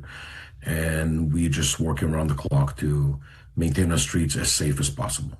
There was a fast melt a week and a half ago that made everything very wet, and there was a swing of temperatures that just popped lots of old potholes out and created some new ones. It seems to be worse than last year, although the number of potholes we filled so far is a bit lower because last year we had some potholes to be filled in January because of the melt in January. So every year is really a different story, but ending up with the same thing, just the need of patching many potholes, coming back sometimes daily. That was Michael Cantor, manager of streets maintenance with the city of Winnipeg. Now, some say there's other options, though, maybe even better options and not just short-term repairs. Chris Lawrence is president of the Manitoba Heavy Construction Association and Western Canada Road Builders, and with us now. Good morning. Good morning. How are you? I'm well. So the city yesterday, Michael Cantor says we really don't have other options. They've been looking for more sustainable options for potholes for years. What do you have to say about it? Well, the problem is that repairing potholes in this city, which is a new season inflicted upon us, is a reactive approach to problems that will inevitably occur when the level of investment, both in terms of replacement and preventing ongoing damage to that which exists, underpins funding. And that's the challenge that the city of Winnipeg faces. Mr. Cantor is doing well in the context of the envelope that council has given him. But whether it's the city or the province, the level of investment in our streets, highways, bridges, and roads is inadequate to the task. And as a consequence, we drive on lousy streets and highways. So your point is not that there's a better method that's sustainable to patch these potholes over and over. You continue to maintain if we just put the money in, figured out a year away, a time to put the money in to rebuild the streets, the way the city says it's already doing in some places, and they suggest that it's been successful, that we wouldn't be going through this year over year. That's correct. And the city, by comparison to the province, is far more advanced, far more aggressive, and far more plan-based than the province. The city has dedicated funding. It increases realty taxes each year. It's invested in local and regional streets. The level continues to climb. It is inadequate to the task, but at least the city is trying. As it relates to preventative maintenance, it is woefully inadequate. And so it doesn't matter if on the rehab replacement side you're making an effort. If you're not making an equal effort to prevent damage and mitigate damage on the asset that exists, you're constantly in a catch-22. And that's where the city of Winnipeg finds itself. And as a consequence, we have pothole season as that new season that afflicts us each year. Now, you obviously are aware, and we were talking about it yesterday, how the city started changing the way they do when they rebuild a whole road to help address this. Yes. They're using concrete instead of asphalt. What are your thoughts on that method? They're suggesting that on the stretches of road, they were pointing, one of the city councillor pointed to a stretch of St. Anne, for example, that they say it has been successful and they haven't seen the potholing. Do you have a sense of how that's been working? There's no question that the city of Winnipeg is investing in changing the specifications of design for its road base, which is critical to the long-term utility of a street. That does allow the city to use less concrete and less asphalt as the final surface. There is a cost benefit. We hope that that cost benefit materializes itself in the future. So it's a combination of strategies. You design better, you build better, but you still need to invest better in preventative ongoing maintenance so that the investment you've made in better design and end product actually gives you the life cycle performance for which the street was designed. So those gaps still exist. So just to interject before I ask you about the budget, because I've got you on, I have to do that. But I want to ask you, what is better preventative maintenance then? Does it mean filling more frequently? Or if we're still going to have potholes, what does that mean? Well, potholes are a symptom of a street surface that has failed. In part, that's due to freeze and thaw. Yep. But in more, the greater impact is the age of the street and the failure to use timely preventative maintenance, sealing crack joints, timely overlays. At the end of the day, if you don't do those curb repairs, if you don't do those kinds of things, you're allowing water to seep into the base. And if the base becomes wet with water, and you get the freeze thaw, it doesn't matter what you put on the surface. It's going to collapse. It's like putting linoleum on a bad sheet of plywood. So you're going to see bad surface. So we got to be looking at the edges of the roads and the cracks, is what you're saying, before we're even into pothole season. All when we of look it, at maintenance. all of it. Let's switch gears here before you go, Chris. The provincial budget yesterday. What was there for the construction industry that stood out to you, or what was missing? Well, we're very pleased that there's an Economic Development Agency commitment. We're very pleased that for the first time in Manitoba's history, there is a commitment to a long-term investment strategy for highways. Each are long overdue. We are profoundly, however, disappointed that the Highways Capital Program was increased by only $10 million to $525 million. The province needed back in 2018 $900 billion then, just to maintain the system in its current condition.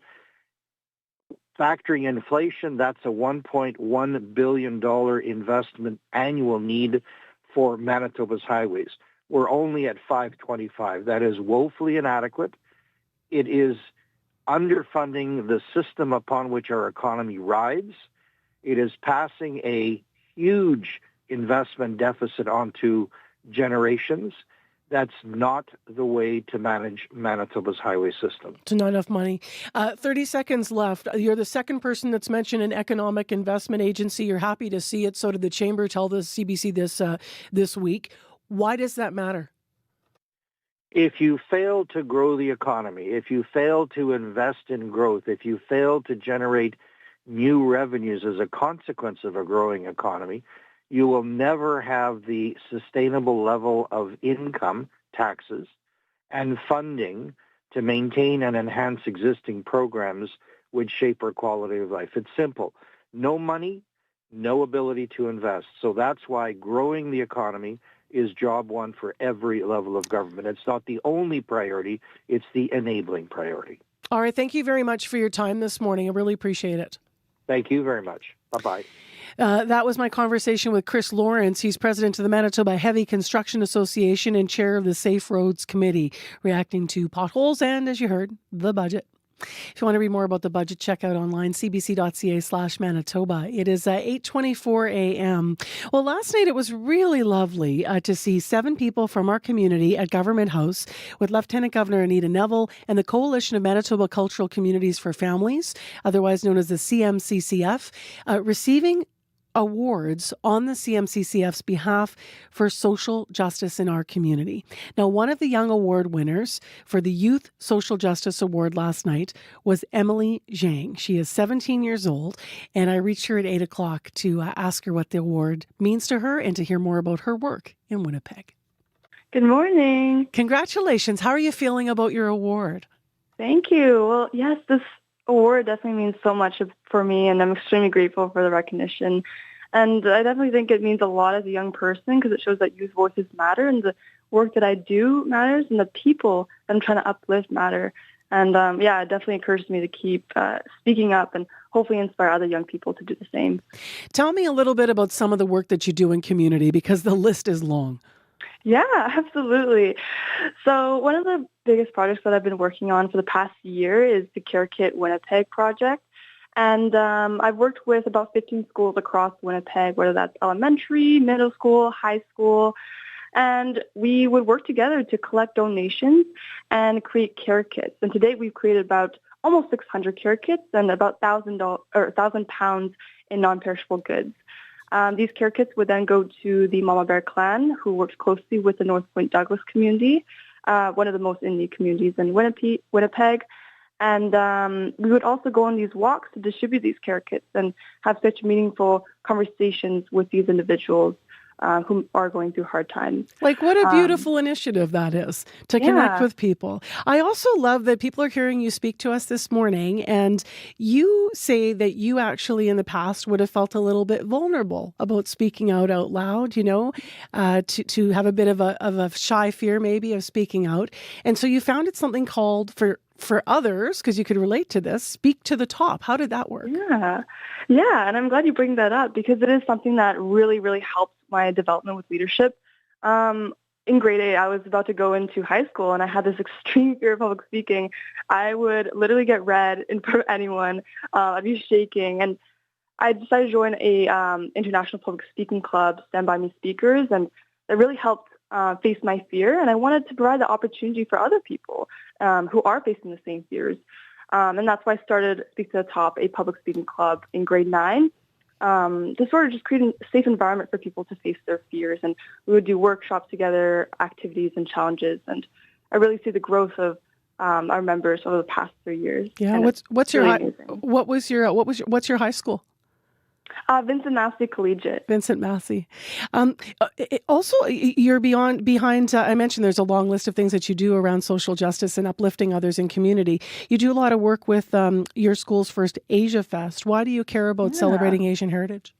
Yeah, I mean, well, as someone who is Asian myself and someone who has Chinese immigrant parents, I think it's definitely important to continue embracing your culture no matter what. And after I saw that my school wasn't doing anything for Asian Heritage Month, and that really, really hurt me because our school has so many, it's very highly populated with Asian students.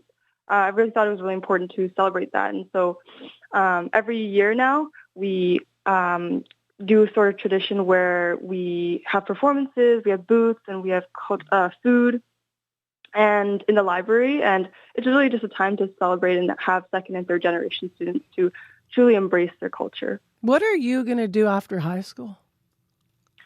Yeah, well, I'm planning to go to University of Manitoba, and I hope you're staying here. Yeah, I know. I really hope to become a physician and continue advocating for underrepresented groups and advocate for other people. Where does your desire to help with social justice come from, do you think, Emily? Is it modeled? Does it come from somewhere within your family, or is that just how you're built? You know what?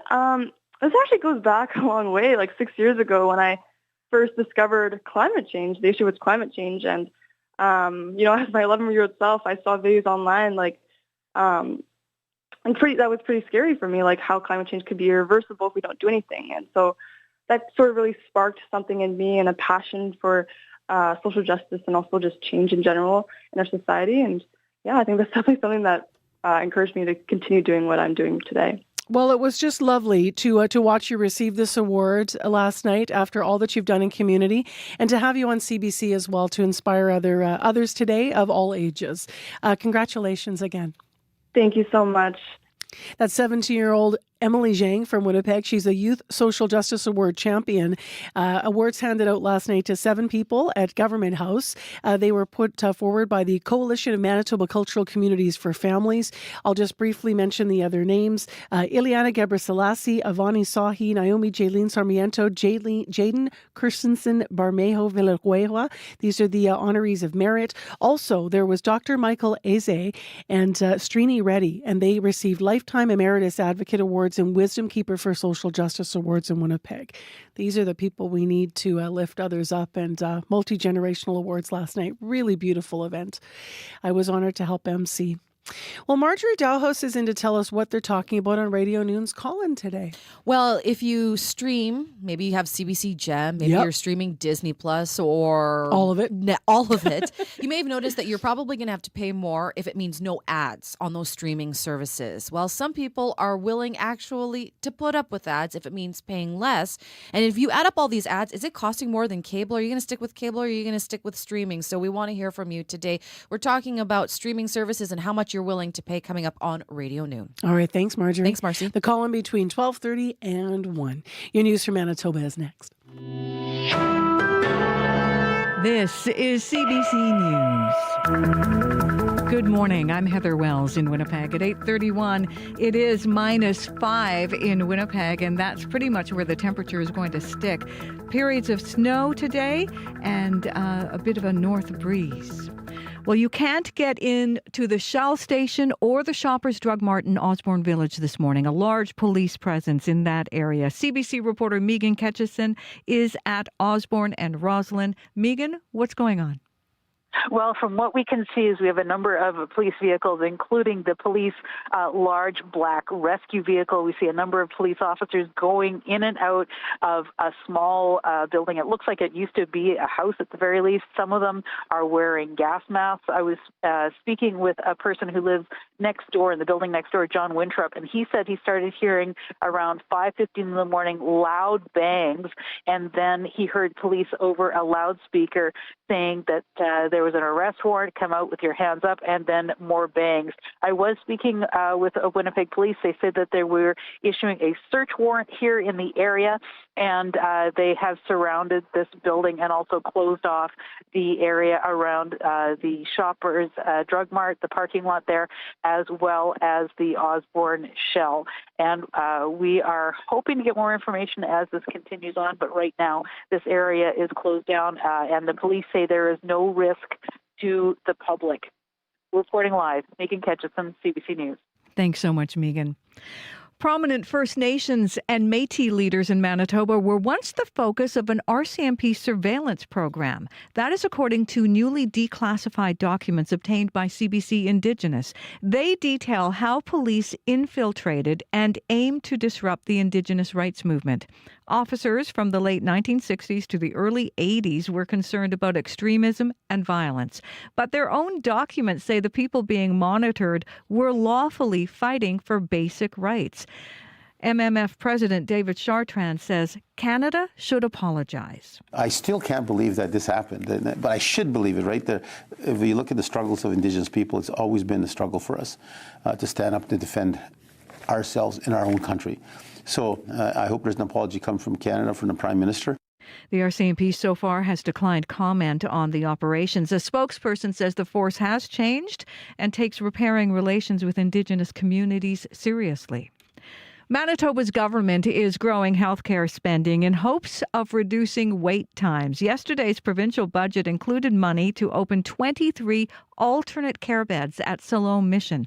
The shelter spaces will be for people still in a hospital bed, even though they aren't acutely ill. Manitoba Nurses Union President Darlene Jackson welcomes the funding, but says it still has to address the bottleneck of resources in the healthcare system. The root cause of the lengthy wait times is the inability to discharge from our medical units, into long-term care facilities, into home care programs. And until we have adequate staffing in all of those programs, we're not going to be able to get on top of the wait times. The province is also committing funding for care zones. That's where some patients waiting in the ER will be seen quicker by specialists. An expert on food security applauds the NDP plan to eliminate provincial sales tax on all foods sold in grocery stores. Retailers estimate consumers will save about 10% on their grocery bill. Sylvain Charlebois at Dalhousie University says taxing food is immoral. He says scrapping the PST will especially help single people and seniors. Especially seniors with a fixed income that are asked to pay more, and they tend to buy more taxable foods, taxable healthy foods, ready-to-eat products that are being taxed right now because they don't necessarily cook for themselves and they can't afford to go to the restaurant either. Winnipeg's mayor has lots of questions about a provincial plan to offer free transit to high schoolers. The budget has set aside $10 million for the entire province. The government says the funding model will look different depending on each municipality. Scott Gillingham says the city of Winnipeg only found out about this plan a few days ago. We're going to have to work with our transit staff to understand what is the total cost to deliver transit for high school students as well. And whatever it is, there's got to be a way to work with the province that it has to be done within budget, because we can't keep taking on more and more costs as a municipality. Gillingham says he has no idea how much of the $10 million Winnipeg will get. Federal funding and international student caps are hitting a southeast Manitoba post-secondary school. About 10% of staff at Providence University College in Otterburn are facing layoffs. President Kenton Anderson says some new initiatives are in the works to recover some of that lost revenue. The revenue that we had developed through the international program was important to really allow us to flourish as a domestic entity here in Manitoba. And the loss of that revenue has threatened our ability to function at full speed. Anderson says if students can't come to them, the institution will go to students with Providence Global. That's where post-secondary education is offered in certain cities around the world. You can find the latest news updated throughout the day at cbc.ca/Manitoba. All right. Thanks, Heather. Thank you. Well, we end the morning pretty decent with traffic out there. Want to give thanks to the folks that worked on the show, though. Sophia Peralta-Barone, Jim Agapito, Heather Wells, Joni Nicolo, Megan Ketchison, Corey Funk, Abby Adiemi, Darren Marash, Nellie Gonzalez, and Leif Larson. Our producers, our Studio 15 crew, our news department, and our associate producers and reporters that worked on the show, as well as Josh Crabb this morning. Abby, last word on the weather? Yeah, we're just anticipating snow for most of the southern regions. 2 centimeters down south, about 15 in the Dauphin area. All right. Take care. Be well, everyone. Thanks for listening to Information Radio on CBC this morning on 89.3 FM. And don't go anywhere because The Current's coming up next. We'll talk to you tomorrow. I'm Marcy Marcusa.